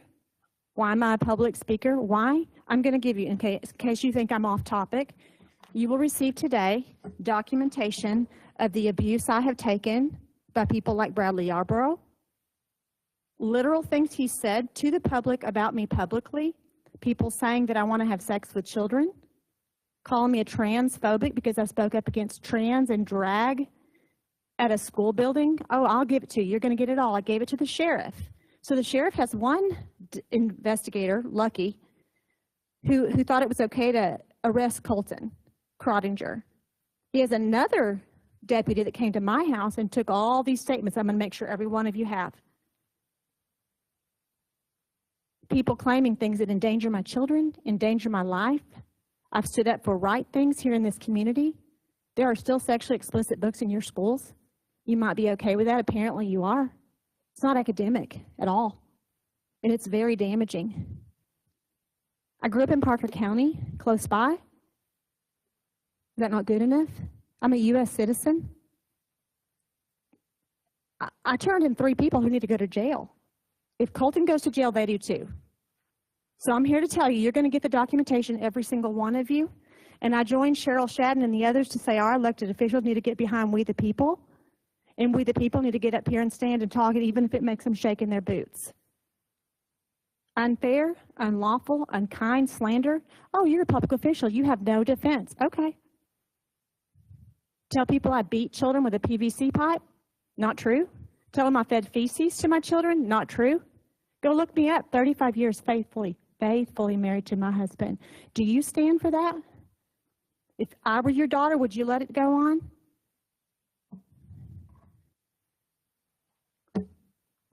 What's funny about this? Ratedbooks.org, you laughed at one of our people who spoke up here, an 80-year-old man. I watched you laugh. We have lead administration at Granbury ISD rejecting historically valid, age-appropriate books, academically rich, offered by the Daughters of the American Revolution, in writing on letterhead, and leaving sexually explicit books in. So we don't have law around here. We don't have order. Do you have the 10 Commandments in your classrooms? No, you don't. That was supposed to be in September. So I question if we're supposed to get a grant here, and if the comptroller knows that maybe we don't have a constitutional sheriff. And we have deputies doing two different things, and we have justice of the peace doing two different things. And it looks politically motivated. And we have trans and drag mocking you right in your face, giving you the middle finger in front of Decker Gym, owned by the Granbury Independent School District, where minors were present. An agenda pushed on us. Not funny.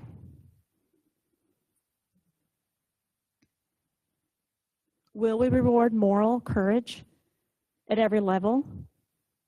As David Rogers said, shame what isn't sound and doesn't honor history and tradition, our Constitution, our Texas Constitution, the Holy Bible, the most classic book ever. Oh, and I have nothing to say about HCAT except bravo. Thank you for doing the forensic audit. I applaud that. Thank you so much.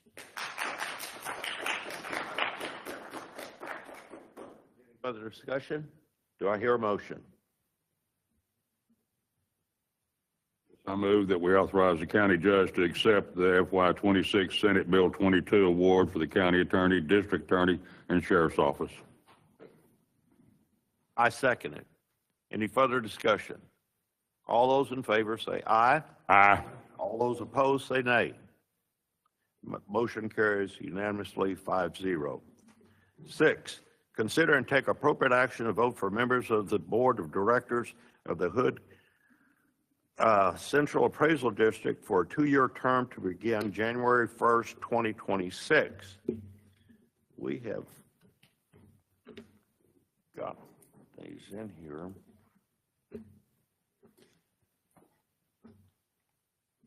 We've gotten 3 names for the Hood County Appraisal. Well, no, hold it, this is it. Well, we got 5 here.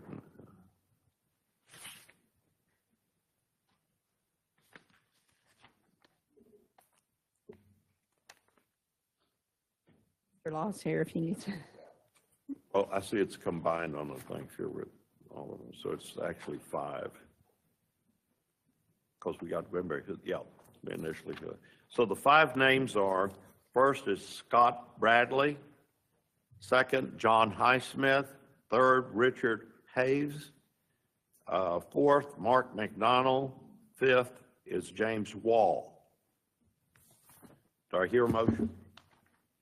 To determine how we're going to divide up the 1,165 votes. So since there's 5 people, there's 5 people in 5 slots. So I just took our 1,165 divided by 5 is 233. So. Judge, we've been informed by the county clerk that we have 1 speaker for this. Oh. One speaker is Mark Lowry.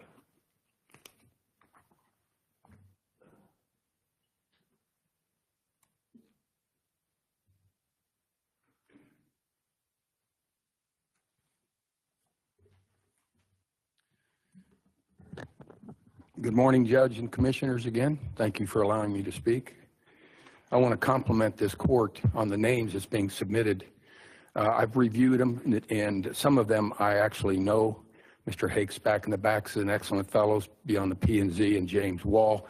I think these are men that will demonstrate what the responsibility and authority of Hood Central Appraisal District means to this county.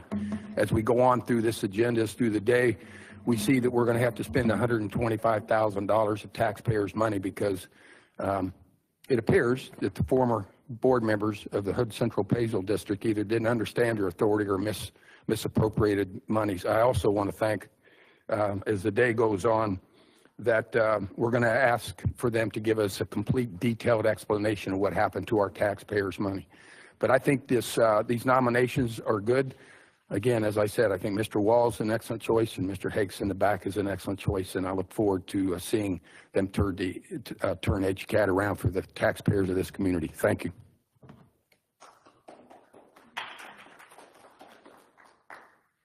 With that, I'll make a motion to distribute the 1,165 votes evenly, 233 votes apiece to each of the 5 candidates.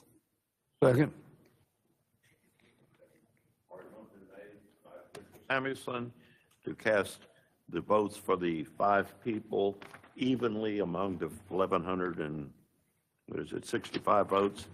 Second by Commissioner Eagle. Any further discussion? All those in favor say aye. Aye. All opposed say nay. Motion passes unanimously. Good deal. Thank you. All right. Let me get this up. All right. Number 7, discuss and take appropriate action to authorize the county judge to accept the FY26 solid waste grant award for the upgrades to the Citizens Collection Station. Facts, but, oh, there you are. I was looking. Do you want to explain? This is pretty neat that this is happening. Do you want to explain? Here you go. Here you go. Here you go. Yeah.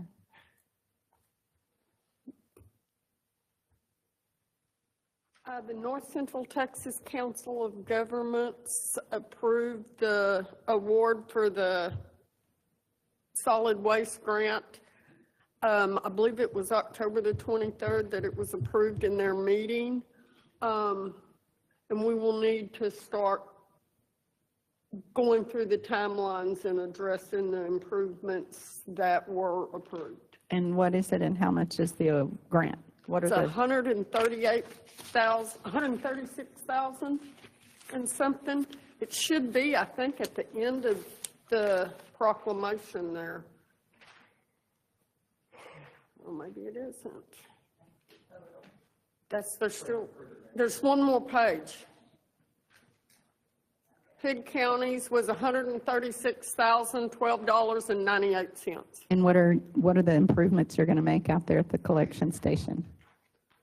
We have I believe it's a 30 by 50 building that's going to be placed. There is an additional cardboard baler, and it will have doors so that this building will be able to house all of the baling equipment, and we'll have room to place items inside a building so they don't miraculously walk off. Because we have areas out there that are not under camera, and we couldn't film the entire area anyway. So this just allows us to put personal items inside the building. We should be able to fix a restroom out there. It's always been a porta potty since the collection station opened. And that's going to save us the money from that every year also. So there'll be different offsets. We also have ordered, are going to get scales. So we will be able to weigh items.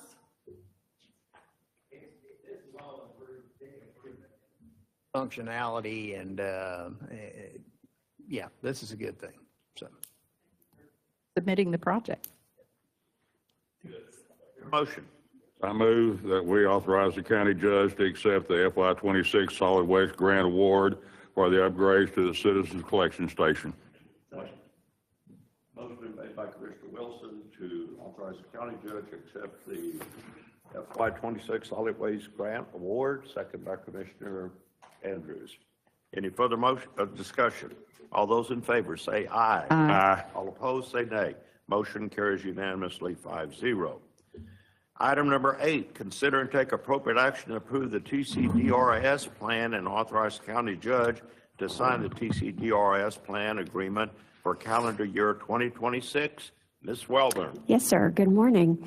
This is the plan that you received during the budget process. The auditor has been given a copy of it back during the budget process. So this amount was budgeted for the 25-26 budget. I just need your approval so that we can get it submitted before December 15th. Good. We like the way you do things, Ms. Welborn. Thank Do I you. hear a motion? Yes, I move that we approve the TCDRS plan and authorize the county judge to sign the TCDRS plan agreement for calendar year 2026. Second. Made by Commissioner Wilson to approve the TCDRS plan and authorize the county judge to sign the TCDRS plan for the calendar year 2026. Second by Commissioner Eagle. Any further discussion? All those in favor say aye. Aye. All opposed say nay. Motion carries unanimously 5-0. Thank you very much. Okay, item number 9, review for approval, HCAD budget amendment dated October the 28th, 2025. Take appropriate action. We've got one speaker on that. You want to take the speaker first? Jim Jarrett.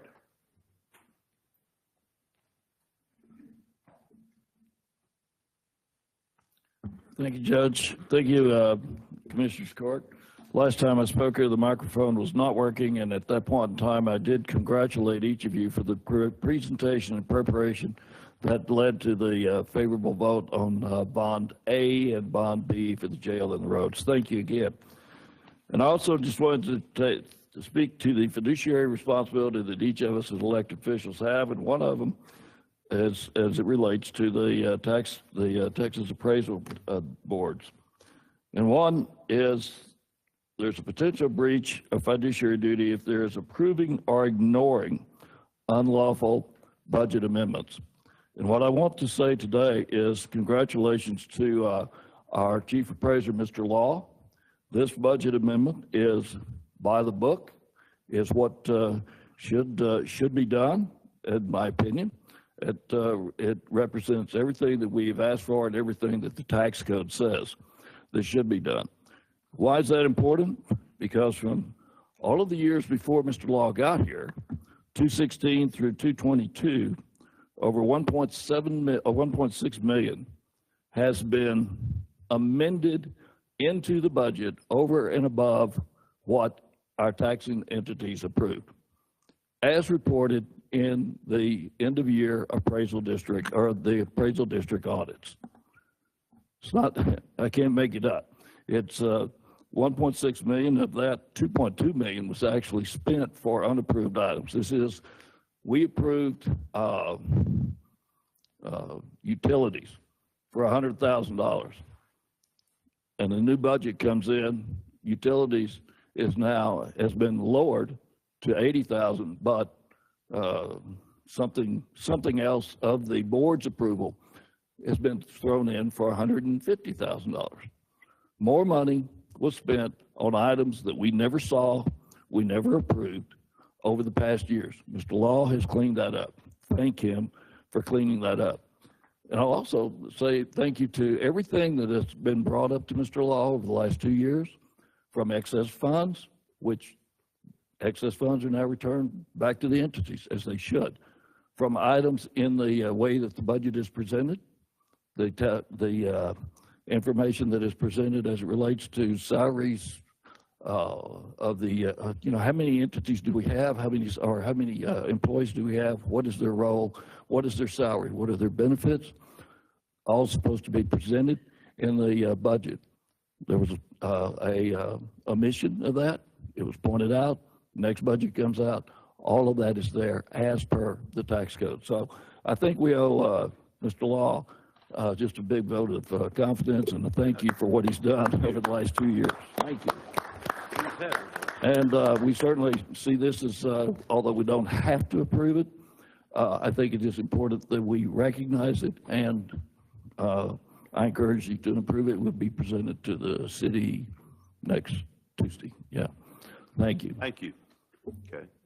I would echo Mayor Jarrett's comments on the change in the board.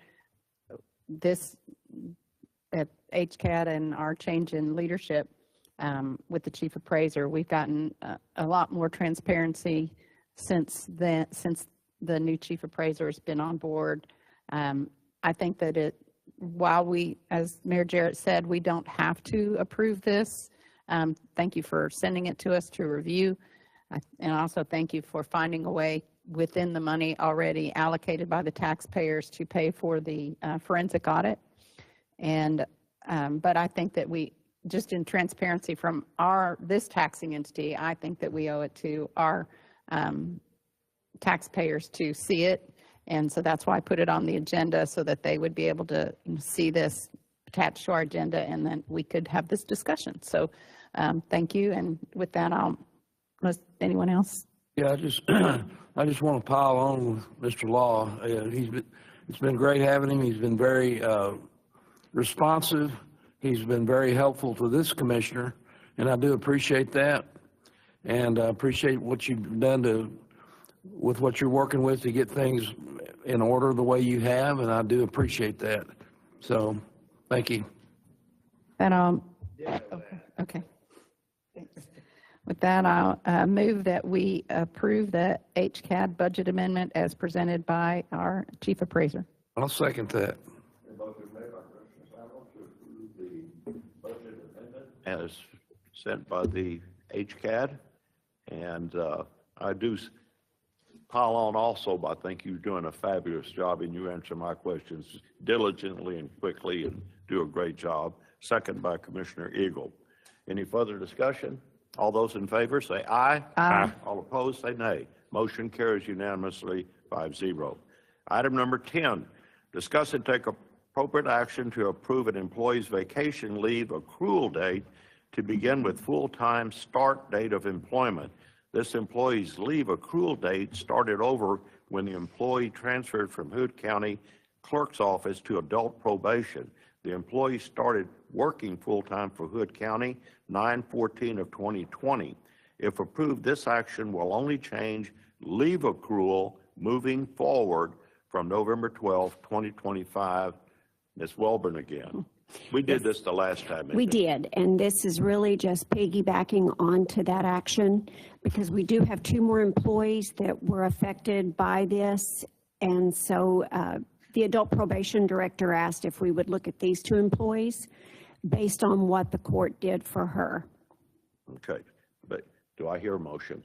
I'll make the motion to approve an employee's vacation leave accrual date to begin with full-time start date of employment. The employee's leave accrual date started over when the employee transferred from the Hood County Clerk's Office to adult probation. The employee started working full-time for Hood County on 9/14 of 2020, and this action will only change the leave accrual moving forward from November 12th, 25. So the treasurer has asked that this become effective with the next payroll, November 17th. 17th? Okay. Yes. Okay, amend to the 17th. Second. Got all that, Christine? Okay. All those in favor say aye. Aye. All those opposed say nay. Motion carries unanimously 5-0.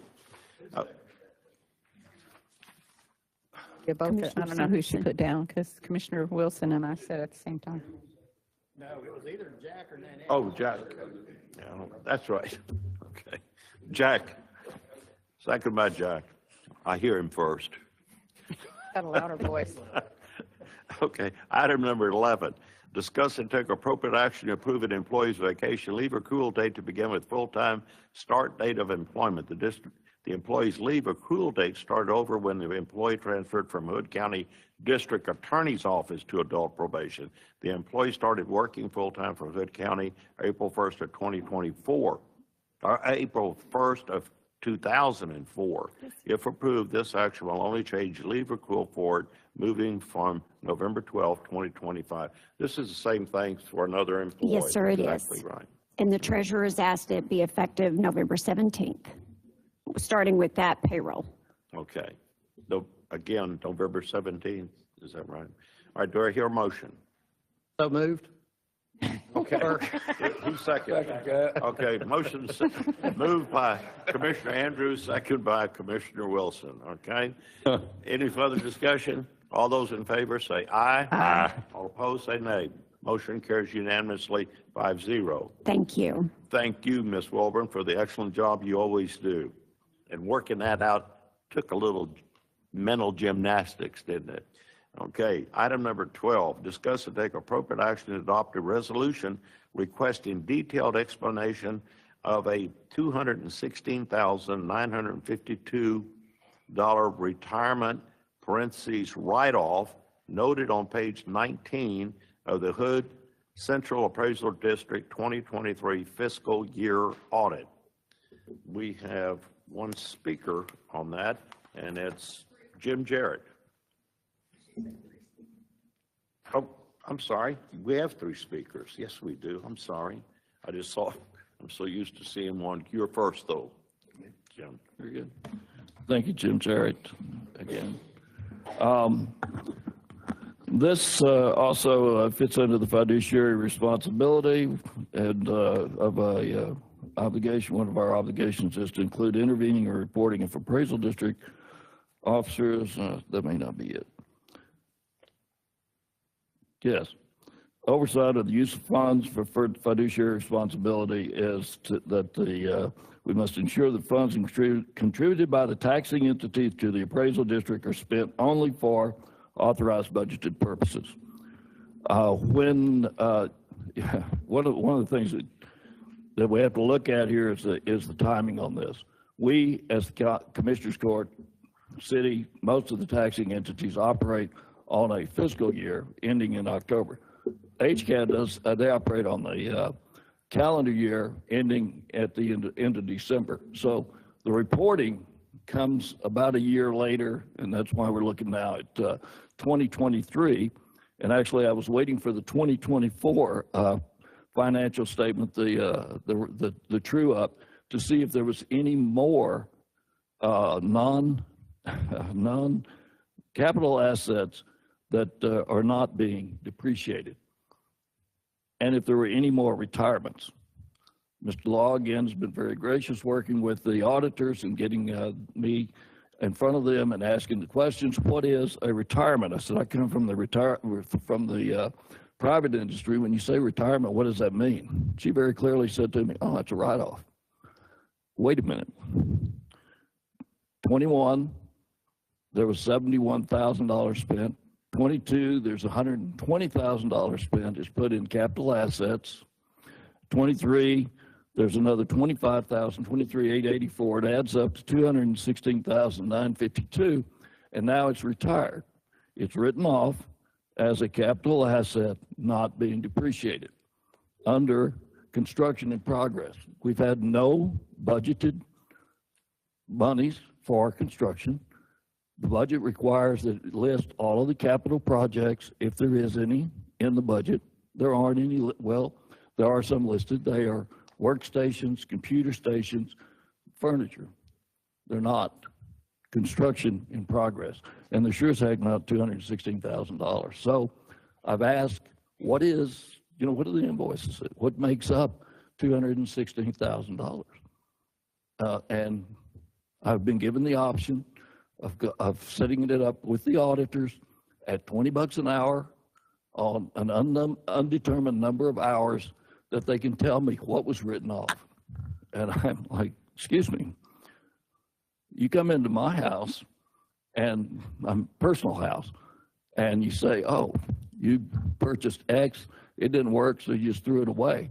I'm going to know what I purchased and what I had to write off.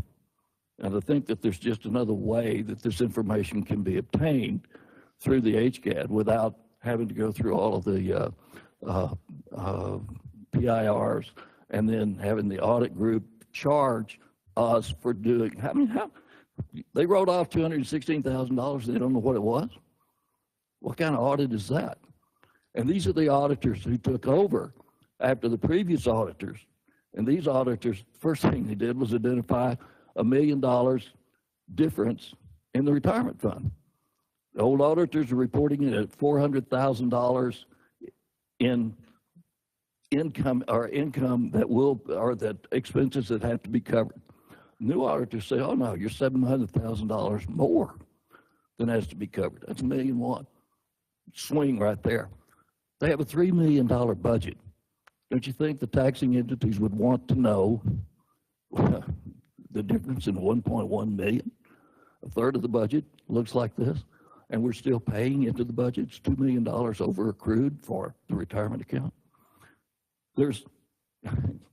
We can't continue to not have clear accounting of the budget dollars that go on. And this is first step right here. What was spent that cost $216,000? What are the invoices? Who were they made to? What was the when you get an invoice, it's for, it's for a car, it's for, a truck, it's for whatever it is. These invoices will tell us what it's for, and then we'll determine why did you spend that kind of money, and why are you having to try to write it off. Oh, for all of the Facebook pros out here that spend their time on Facebook, all of this information is available. The Hood County information, the controller, Texas controller information, other information is all available. Just send a note to Granbury, jjarrett@granbury.org. I'll provide you with the hard copies so that you can use facts instead of making things up as we go. Thank you. The next speaker is Jeff Law.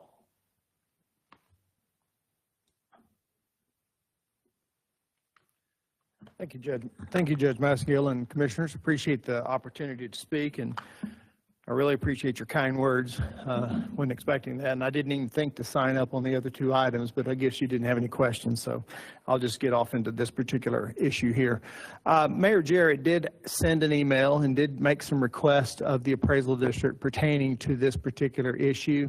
And I did send the information off to our auditors, and at that particular time, we thought there was going to be some extra billing. I think you mentioned $20 an hour. I think you meant to say $200 an hour. $20 an hour wouldn't be too bad, but yeah, $200 an hour was kind of the auditor's rate to sit, because this kind of goes beyond what we hired them to do, just as an auditor. Now, just kind of as a disclaimer, I'm not a CPA and I'm not an auditor, so I've received lots of audits, but I've never performed one. So I went back about a week and a half ago, 2 weeks ago, and sent an email to our auditors and said, basically, can you help me with this question?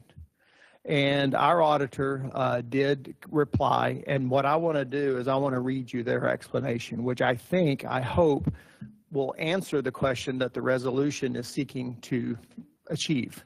So if you will, I'm just going to read this. This is an explanation from Roberts McGee, our CPA.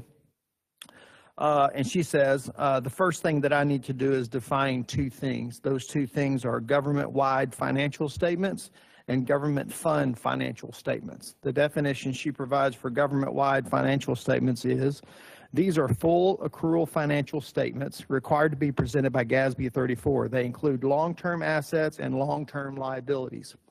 The second definition was government fund financial statements, and she says these are modified accrual financial statements. They do not include long-term assets or long-term liabilities. The appraisal district, as well as every government, operates under a modified accrual basis system. Much of this explanation is a result of, as I just said, questions that Mayor Jarrett brought related to the construction project and that the appraisal district was working towards. And I think it pretty much goes without question. The appraisal district was required to seek approval from the taxing entities. It really did not do that, but there was a lot of work that went on in between elected officials and the appraisal district about buildings. The school district was involved in wanting to do a possible land swap. There was a desire to bring in the DPS back into the county, and could we accommodate that in this new building? So there was a lot of interaction and a lot of involvement among a lot of individuals, appraisal district individuals, board members, and elected officials. So there's been many, many questions that the mayor has had regarding this issue. Now, I'm going to exceed the 5 minutes. I apologize. I hope you'll allow me, because I think this explanation may hit right on the head of what this resolution is intending to come up with. So a lot of questions have come up. So particularly to this one, some of the expenses related to our building project, our previous auditors capitalized as construction in progress. Now, as Mayor just said, prior to 2023, we had a different accounting firm that was had done our audits for 20 plus years. In 2023, we brought in a new CPA, and they have kind of taken over from the old CPA, so on and so forth. So the previous auditors capitalized as construction in progress towards a new building in the government-wide financial statements. This is not to say that they removed expenses. The expenses remained in the government fund financial statements, but were then capitalized. In other words, they were put on a balance sheet and removed from the income statement on the government-wide financial statements.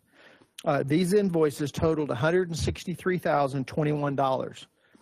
During 2023, the year that Roberts McGee performed their first audit, there were $229,224 in expenses related to a future building, but they were not capitalized in the government-wide financial statements because it had been determined that no building would be built.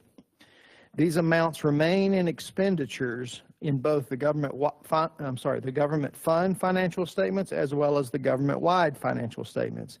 These two numbers total the amount of total expenditures on the mayor's schedule. The mayor has provided schedules, and he's also provided some spreadsheets and things of that nature.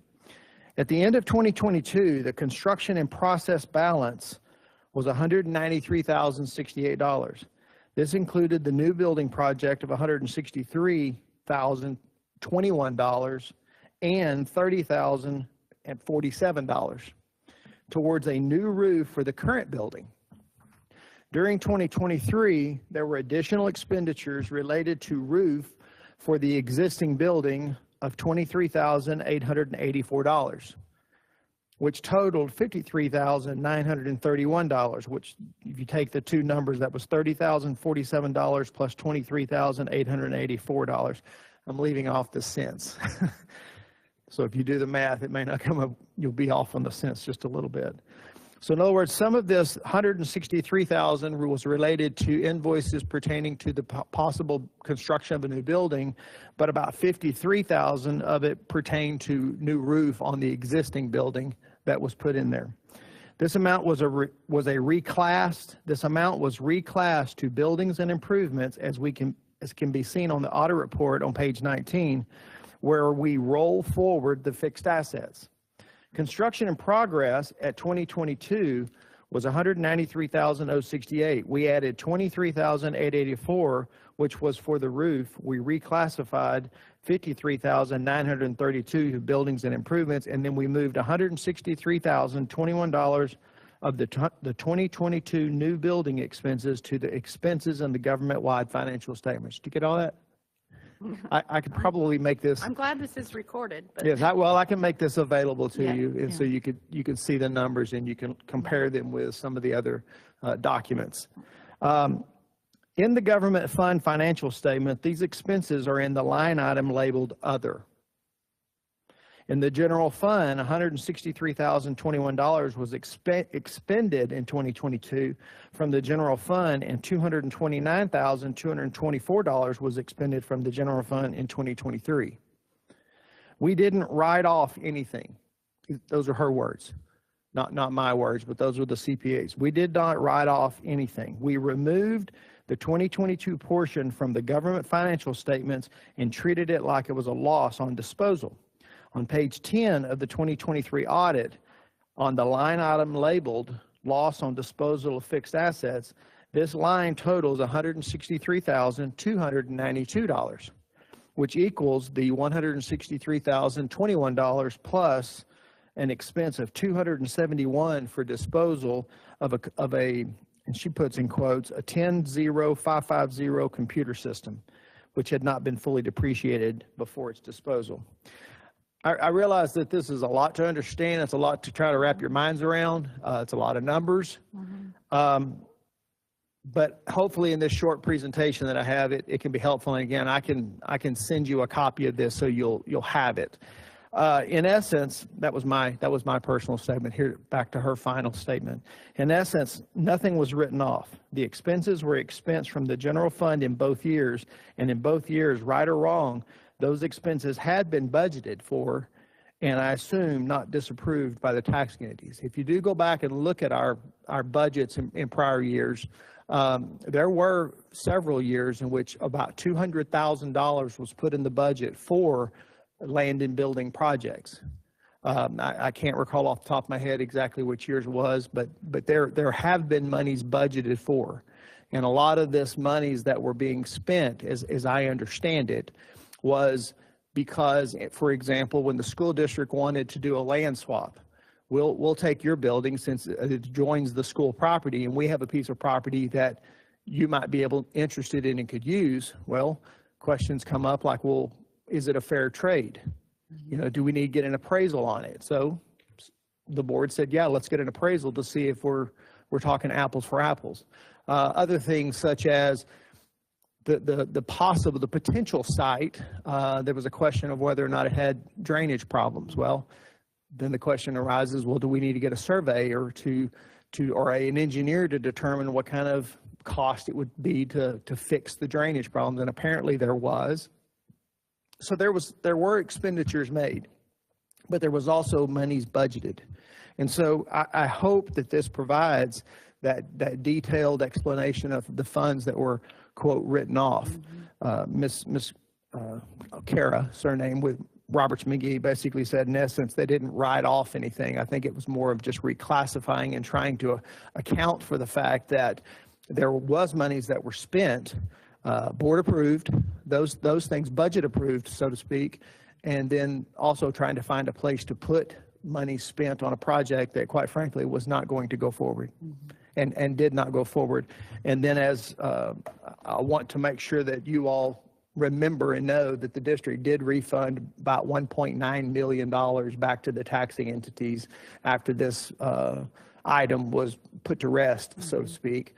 Back before I came, Mr. Richard Petrie was the interim chief appraiser that actually made that reimbursement back to the tax entities. So with that, thank you for letting me go over a little bit, but if you have any questions, I'll be available to try to answer them. So is that an email that you can forward to us? Yeah, let me, I kind of put it in a speech format. Let me get it to you and I can forward it to you, to each of you. And then there was, I know you mentioned that you haven't done an audit. I actually have in my years past, and there's things called work papers. Work papers are the documents that the auditors work on prior to putting the final product in the audit in place. So there should be work papers that talk about how all this is happening, all these movements. So I don't think they would need to go back and recreate anything and charge an additional fee. They could just provide the work papers that led up to moving on the funds from government-wide financial to government fund financial, if I was following you correctly, where things were moving. But I mean, that's a question, is the work papers could be provided so that we could. That's possible. I mean, I don't have copies of the work papers. I've just got copies of the final audit. So we would have to go back to the auditors and see if I don't know what the rules are, the laws are pertaining to their work papers, but yeah, we could definitely ask them. Okay. All right. And yes, I would ask that we, any other speakers? Monica Brown, but she left. Okay. Did she?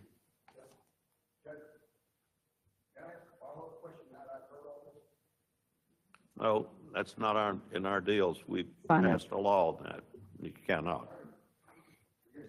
So I would ask that we adopt the resolution requesting a detailed explanation of the $216,952 retirement parentheses write-off noted on page 19 of the Hood Central Appraisal District 2023 financial year audit.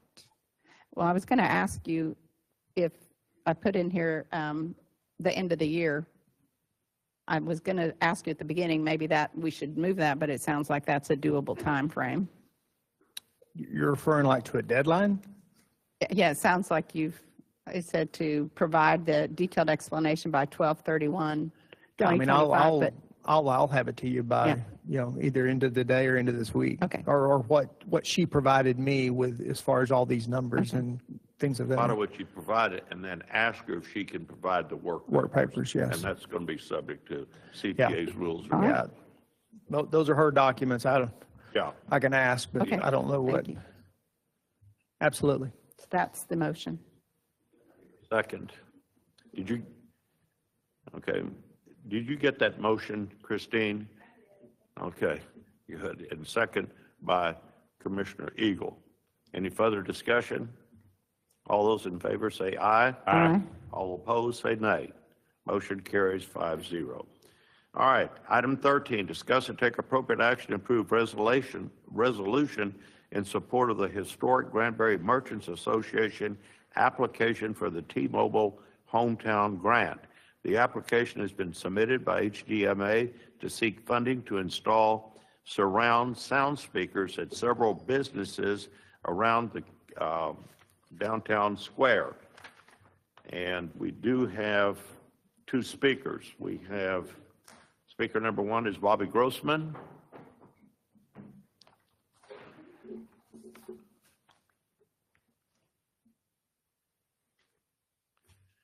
Yes, sir. I'm on the board of HGMA. I was here just to answer any kind of questions you guys have. This is a $50,000 grant. It's for surround sound for the square, for like parades and stuff like that.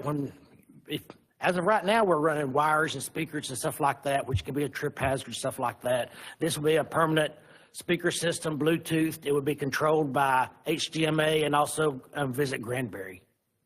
It can also be used for emergency messages, say bad weather, anything like that, because it will be surround sound around the square. It will not be going on the courthouse. It will be going on the buildings, not the courthouse itself. If you have any questions, that's kind of what that is. We applied for it before, got denied. They said we didn't have enough letters, not enough people supporting this in the county. So that's why I'm asking you guys to support this, to give us your letter of approval. Said we'd like to have this for our city. Okay. Any questions of Mr. Grossman here? If not, well, thank you, sir. We got Jim Jarrett, the mayor, here. He'll answer any questions you got. He said he'll make up any shortfall, too. Okay. So, the next speaker is Jim Jarrett. Chris? Oh, You don't have any questions, any comments? No, I'm sure we'll be talking about it at city council. All right. and with that, Christine, do you have that edited? Okay, we had a couple of strikeouts there because it in the resolution here, it almost looks to imply that the city of Granbury has taken action on this. So we've taken out just that one right there where it says the city of Granbury, and we changed that to Hood County Granbury Area's official destination marketing. So Visit Granbury was on board with this, but the wording there almost made it look like the city of Granbury has taken action, and they have not yet. So we didn't want to imply that. But yeah, as Bobby said there, it's surround sound speakers, be great for parades, emergencies, little Christmas ambiance down there on the square. So with You're not going to come back and ask us for any contribution, are you, Mr. Mayor? All right. All right. With that, I will make a motion to approve the resolution as amended. Second. A motion been made by Commissioner Andrews to approve the resolution in support of the historic Granbury Merchants Association application for the T-Mobile Hometown Grant, second by Commissioner Samuelson. Any further discussion? All those in favor say aye. Aye. All opposed say nay. Motion carries unanimously 5-0. All right, that brings us to the consent agenda. Does any commissioner wish to pull or discuss anything on the consent agenda? If not, do I hear a motion?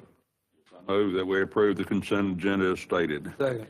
Motion been made by Commissioner Wilson that we approve the consent agenda, second by Commissioner Eagle. Any further discussion? All those in favor say aye. Aye. All opposed say nay. Motion carries unanimously 5-0. Okay. Business to be discussed at development, set public hearings for the following replats, the landings. What do you got? December 19th. September? December. December 19th. Are we beating that close to Christmas? I don't like to work that close to Christmas. Anyway. What is that? What is this one? Brian Martinez. Oh. What is, oh. Is that in development? Yeah, B. Okay. Okay, is that for both of them, for the landings and Adderley Oaks as Yes. well? All right, so both of them. All right, do I hear a motion? I'll make a motion to set a public hearing for the landing slot 3199R and Adderley Oaks lots 4R, 5R, and 6R for December 19th, 2025. Second. By Commissioner Andrews to set public hearing for the landings in Natalie Oaks for December 19, 2025, second by Commissioner Samuelson. Any further discussion? All those in favor say aye. Aye. All opposed say nay. Motion carries unanimously 5-0. B, public hearing to discuss and consider the variance to the Hood County Flood Damage Prevention Order. So at this time at 11:25, we are convening into a public hearing. And we do have one speaker that has signed up to speak. Brian Martinez. Spur, you want to come up here and speak? Before I start, I'm going to hand you all a couple of... Yeah, just wait, get up there so you can speak into the microphone here, sir. Well, hello, my name is Brian Martinez, and thank you, Judge, and thank you, Commissioners, for allowing me to speak about this case, which I'm asking for a variance for my house at 813 Woodhaven. And before I start, I'm going to go ahead and pass out a couple of pamphlets that I have that's going to help with the presentation and better understand where I'm coming from.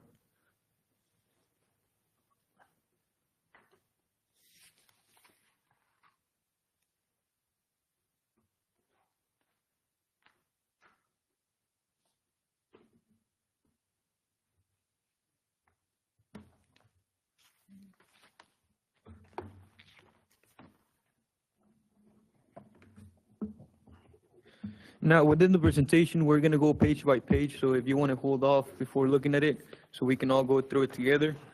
The reason that I'm here is that I bought a lot in which 813 Woodhaven back in mid-2024 and started construction at the end of the year.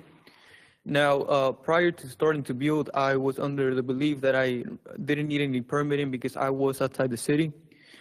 With that being said, even though I didn't need any permitting for the infrastructure of the house, I still got an engineer plan, and I have an engineer letter that was written to me to make sure we were complying with the 2021 International Residential Code, which is on the first piece of paper.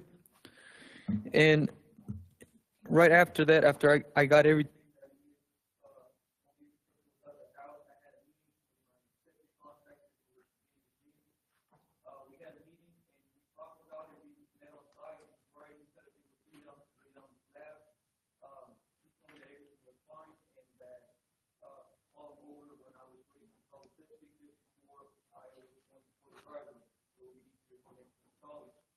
and one of the problems first the house, I did get a third-party inspector just to make sure everything on the house is being built correctly. We have some working, slab, footing, frame, some tap out, electrical, and mechanical, as you can see on the second page. But when it came time to get that septic system installed, I thought it was out and everything was going according to plan. It took 3 weeks for the health department to go ahead and approve the property installing it, which septic system did go in, but never got covered. Never got covered because right before the thing was covered, I got a call from James, and he told me that we needed a building certificate, but this building that you have to get it, you have to put something off it. And I said, no problem, I can do that. It took about a week and a half to get the elevation certificate, and that's the third page. That third page, you can see that the basic flood that we used to be at was 17 to 1.6, 17 to 1.16, and the house is about being at 6 months at 12.8, which is on the second page. That's what it's going in. Now, before going into more details and practice information, I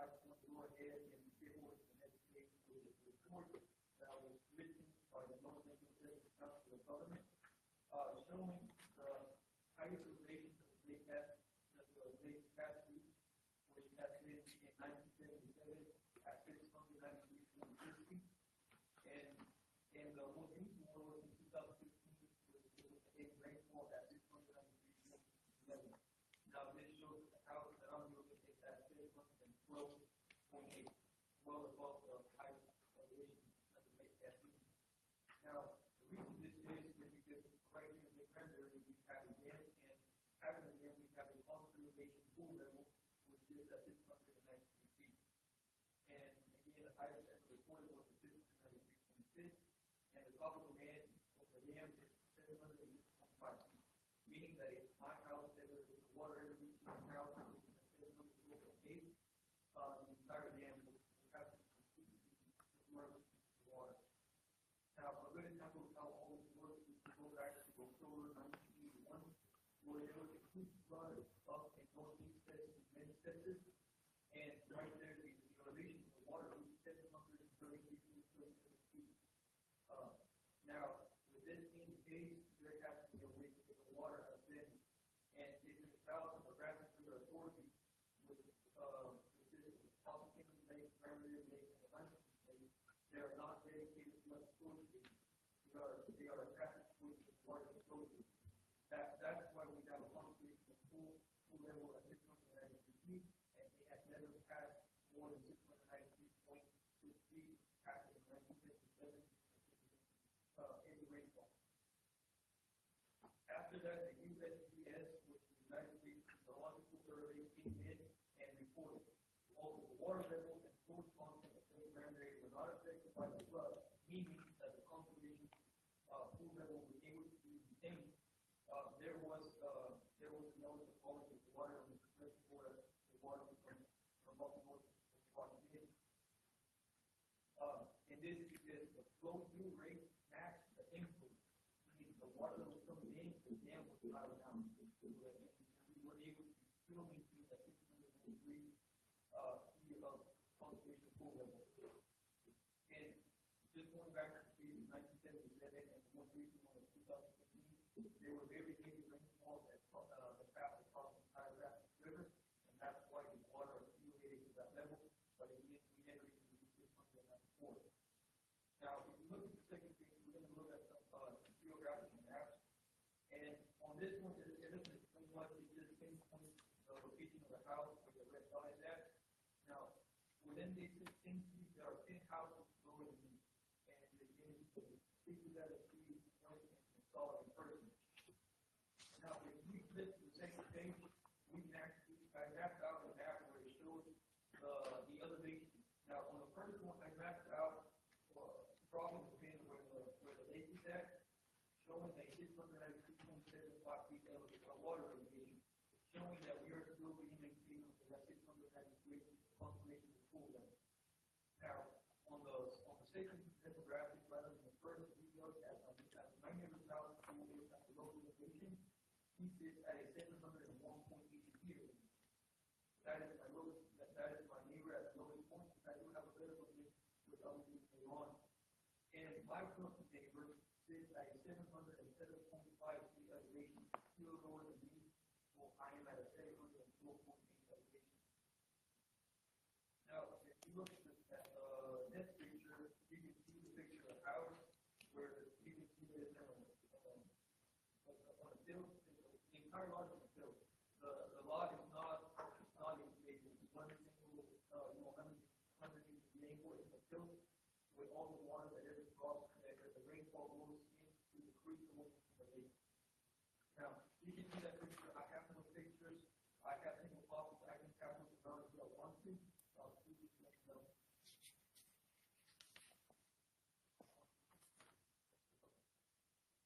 Okay, on the next demographic that we have, I have my rent, and I went ahead and took out a couple of lines to show how the water practice is going on properly. We can see it on the field, and any rainfall that comes into that property is going to go straight to the lake, which is always been between the 690 feet elevation. And you can see right there, it's showing how the way the do have a letter from my neighbor who lives at the lowest point. His name is Randy Wright. He lives at the lowest point on the street, and his house was shown as 701 elevation. And this is what he said. I moved in 2019. This house is in the lowest elevation on Woodhaven Court and has never experienced any water damage since it was built in 1988. That's the lowest elevation. Water has never even entered my garage, which is lower than the house. And now I have a second letter that was written by my front neighbor. It is right across the street from me, and the creek lake is right on the backyard. And this is what he read. This is what he said. I've been here around 20 years and have never had a flood problem with any kind of water from the lake. I've never seen the water come up over 3 feet.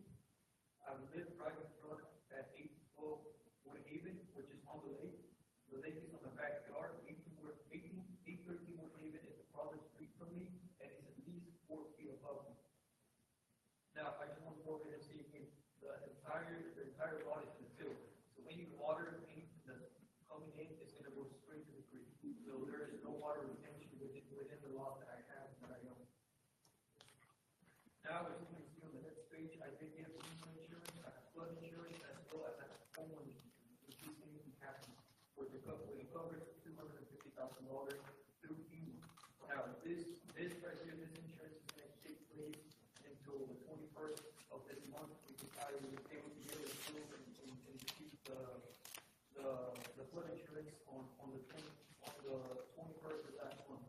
But they explained to me that they need to have a 30-day wait period after the approved insurance to make sure, the house is not flooded before and I'm starting to get insurance and then for them to make a payment. So I have flood insurance for the house. It will be stated. It will start on the 21st of this month. And I as well got homeowners insurance to the farm, which is going to start on the 21st of this month. They're going to cover up to $450,000 for any damages to the house with a big deductible from 1% to 45%. On the last page, I just wanted to go ahead and show that I'm already paying property tax to this house as it was vacant law, but I'm already paying my fair share. That I'm already paying my fair share. And with that, I just want to say that, Commissioners, Judge, I have all of my life savings into this house. When I started building this house, I'm trying to do it the right way. I got engineer plans. I had a third-party inspector, even though I'm in construction. That's my trade. That's my job. And I just wanted to make sure everything was being sought out. I did have a meeting with James, who is my contractor who installed the septic, and he said everything was going to be fine. And after we had that talk, I went in there, I started building the house, and right before I was ready for that to install the driveway, I called him out. Hey, James, I'm ready. He came out, he looked at it, and to my surprise, we were at wrong elevation in this ruling change, according to Ms. Jennings, in 2019, where we have new rulings for flooding. But again, the house sits at higher elevation than 10 of the houses on the street, and they've never had a problem with flooding. And I really hope that I can get this variance approved so I can install that septic, because I want to live in Granbury. Right now I live in Fort Worth, but I'm trying to move over here because I really like it. I really like the environment. I like downtown. I like the lake. There's a lot of amenities here that I really enjoy, and it's a very calm and peaceful town. And that's one of the things that I'm looking for. I do get to travel around North Texas because of my job, and I get to see different counties, different cities. And honestly, in my opinion, Granbury is the best, and that's why I'm here. And I really hope that I can get this variance, because if not, my life savings are gone. All right, thank you.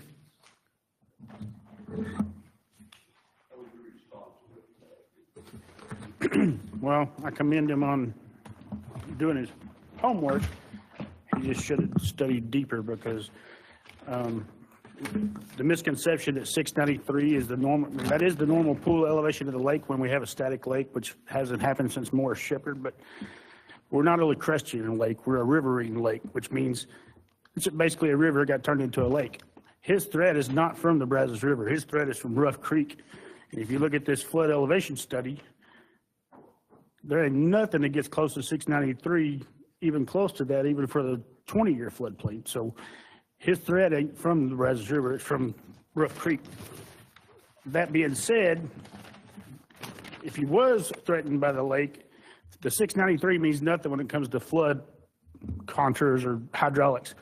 The north end of the lake is going to have a higher elevation for their base flood elevation than the south end of the lake. It's just the way hydrology works. It flows down and the way it spreads out and the cliffs and everything else. Now, if you grant this variance, and he is 8.8 feet low, I cannot tell you to grant this variance. I can't tell you I recommend it because my license and y'all pay me to enforce the regulation. As far as his sewer permit getting approved, it is not approved.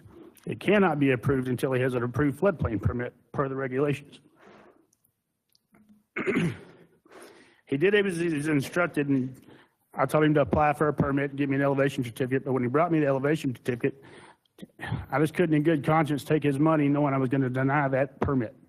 I said, bring your house into compliance, bring me another elevation certificate, and I'll approve it. I'm not going to take your money because you won't get it back. So he chose to go with the variance. Now, this variance is only going to get him past the first step where I can approve his permit so he can get a sewer system. This variance is not to, there's a term called substantial damage or substantial improvement. That is an insurance term. It's a federal law term. Anybody down there by him, it's not just going to be him. When that creek floods, it will eventually. When that creek floods and he has damage, it's not just a flood. He could get struck by lightning, house burn, struck by a car. When that house is damaged more than 50% of the value, he then has to bring the house into compliance. So you can either bring it into compliance now or later. But if they have a flood, everybody down there is going to be raising their houses. I don't see Mr. Mills or Mr. Klein here. Did they? Matt was here earlier, but he's not. His attorney contacted me and told me that he'd contacted them, and I told him what I showed him the regs, and he agreed.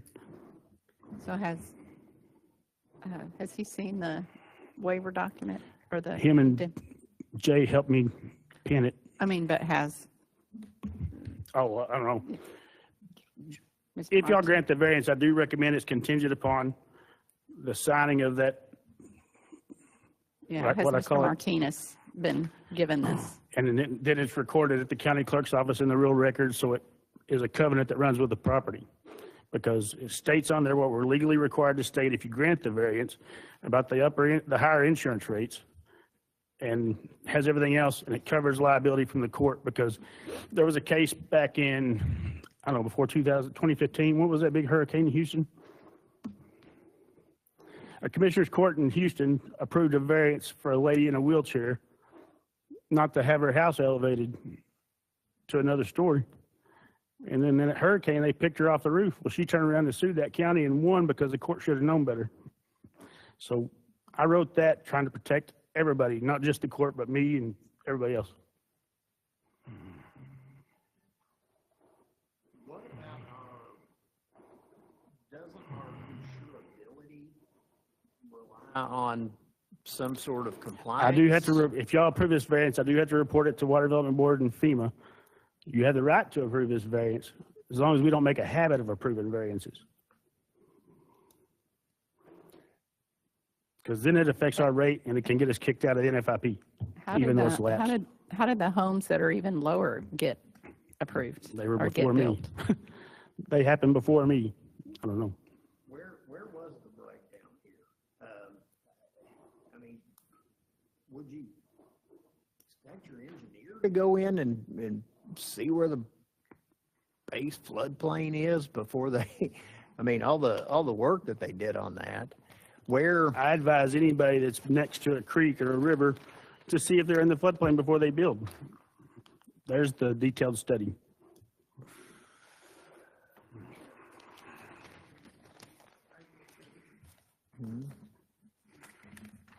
Okay, Hood County does not require building permits. right. When you go out, this is in an older neighborhood. If you haven't been out there, it's a vacant lot in this older neighborhood. There's over 10 houses in this neighborhood that are lower than this. So if Hood County required some form of building permit, then we could have stopped him from building in an area he thought was okay. But the tool we have to prevent it is the sewer permit. He can't get a sewer permit unless I approve a floodplain permit. If you got the permit, you can't get the final without the floodplain being. That's the reason we're doing that. What's the worst case scenario? Flood comes up. Kerr County. Well, yeah, no, I think that's on a different level, but yeah, I mean, what happens? His house floods, turns into the FEMA insurance program or whatever. If it's damaged more than 50% of the value, then it's substantially damaged, then he'll have to bring it into compliance. Even with the variance. Even with the variance.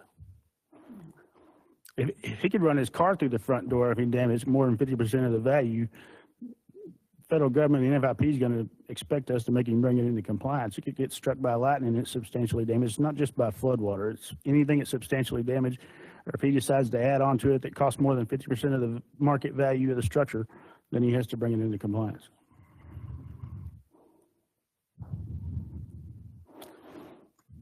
Now, I don't, whether y'all approve it or not, that's up to y'all. I just wrote that to protect y'all if y'all do, and to protect any future homeowners in case he decides to sell it.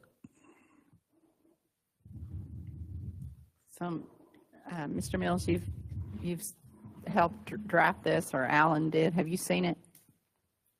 Not personally, me. Was Alan in on these? Mm-hmm. Yeah, you and Alan on the email. Okay, yeah, I think he was.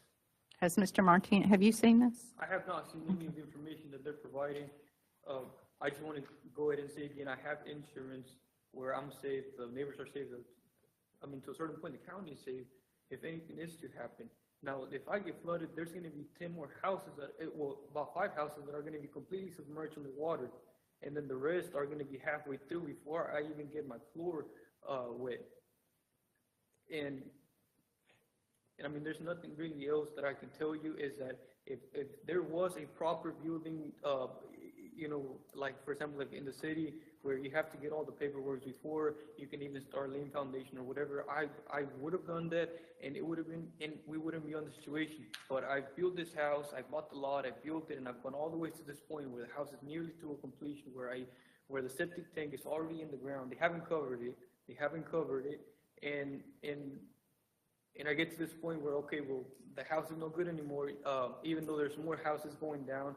I went in there and I guess I used common sense, which I shouldn't have. I should have gone and done really a big research on this before doing such a big investment. But the matter of fact is that the house is there, and there's 10 more houses lower than me, and I have insurance where the county's safe, I'm safe, you know, the neighbors are safe. I plan to live there, and I do not plan to sue my own city. All right, I mean, I don't know, I'm not quite sure who's suing, which is Stanley County. I feel for you, honestly, dude. You went over and above. I mean, as a former home builder, I know a lot of people don't engineer things like this. They just go out there and get after it. So, and that's, I mean, damn, this is a pickle. Well, but if it'd been Lake Granbury Harbor had a disaster declaration. I will say this area is yet to have a flood where it had a disaster declaration like Lake Granbury Harbor did in 2007. We couldn't grant a variance in Lake Granbury Harbor. So you have houses out there that got built just like this that they had to raise. They had to cut the roof off and put a second story, and then the bottom story could be used for nothing but storage. But we don't have that option in Lake Granbury Harbor because federal government and county paid money because they flooded. And I will say, back to his 693 elevation back then, nobody on the lake flooded then. It was only people on Robinson Creek and Lake Granbury Harbor. So the creeks, those riverine conditions on the creek, the big creeks like Long Creek, Robinson Creek, Stroud Creek, I mean, you see Stroud Creek flood all the time. It has nothing to do with the lake elevation. Brought up that Rough Creek. Were you saying it hadn't flooded? We Can you haven't, explain we that haven't again? had any damage reported flooding houses there yet As long as we've been keeping records. That's that I what you're know of, saying. or that I've been told, yes. Okay, so it goes back even farther than the data that he presented for Granbury, okay. Well, the option is to, I mean, we could grant the variance with this release of indemnity. I don't know if you guys have had a chance to read it. I just pass it around, look at it. I just brought that one on cotton County? paper. Huh? Does it protect the county? And it protects any future buyers because it's going to be recorded at the county clerk's office where a title company will pull it up in a title search.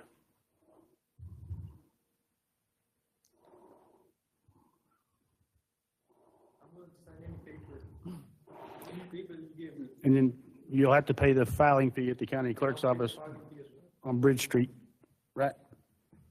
He recorded that on Bridge Street? To grant the variance.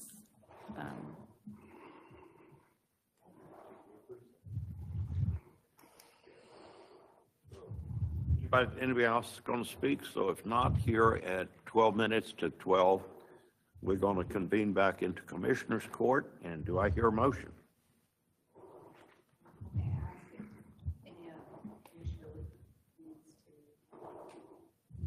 Have a chance to look at this before. Well, I'm relying upon the county County attorney attorney. saying that it's enforceable here, that it protects the county. So based on the information provided, what you've been through, the history of not a flood in recorded since we've been having records that you know of, then I'll make a motion to grant the variance subject to the release of indemnity of all claims Being recorded at the county clerk. and to be recorded at the county clerk. Second.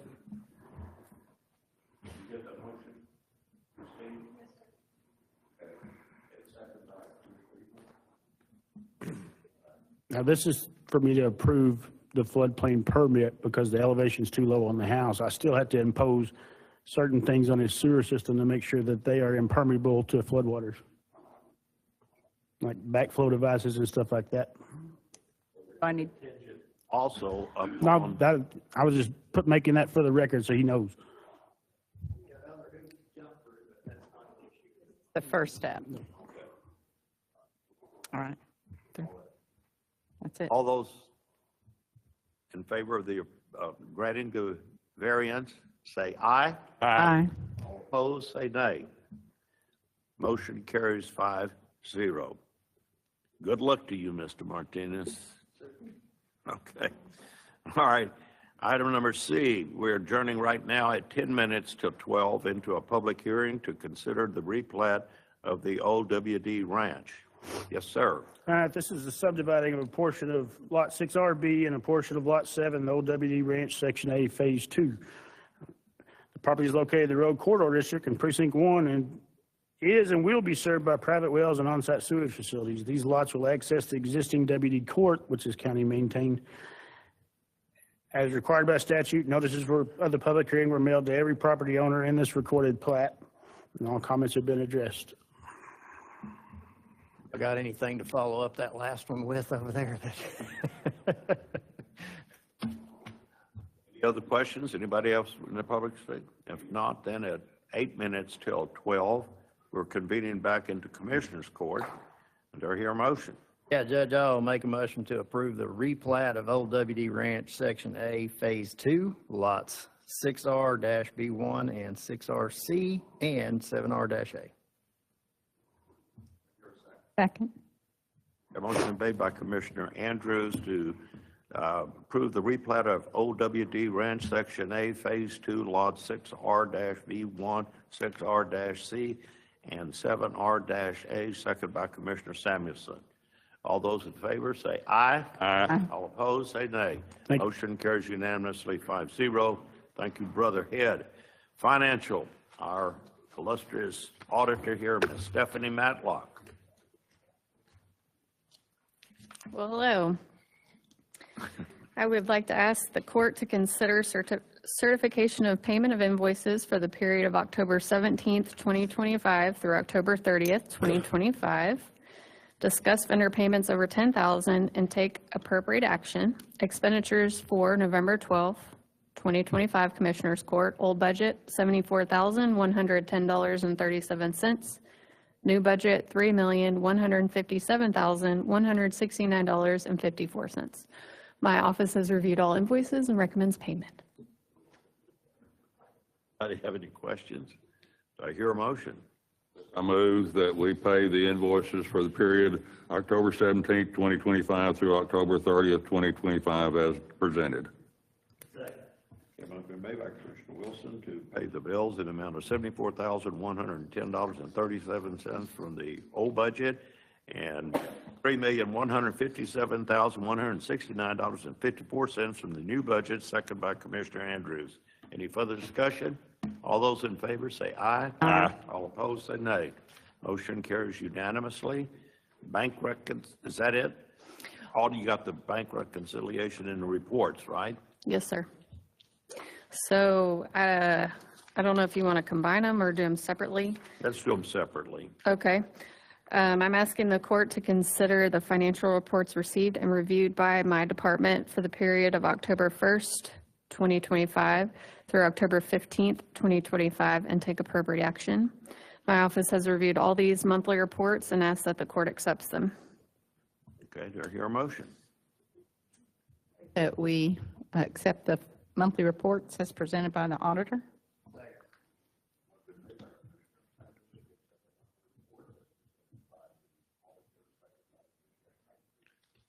Further discussion? All those in favor say aye. Aye. All opposed say nay. Motion carries unanimously 5-0.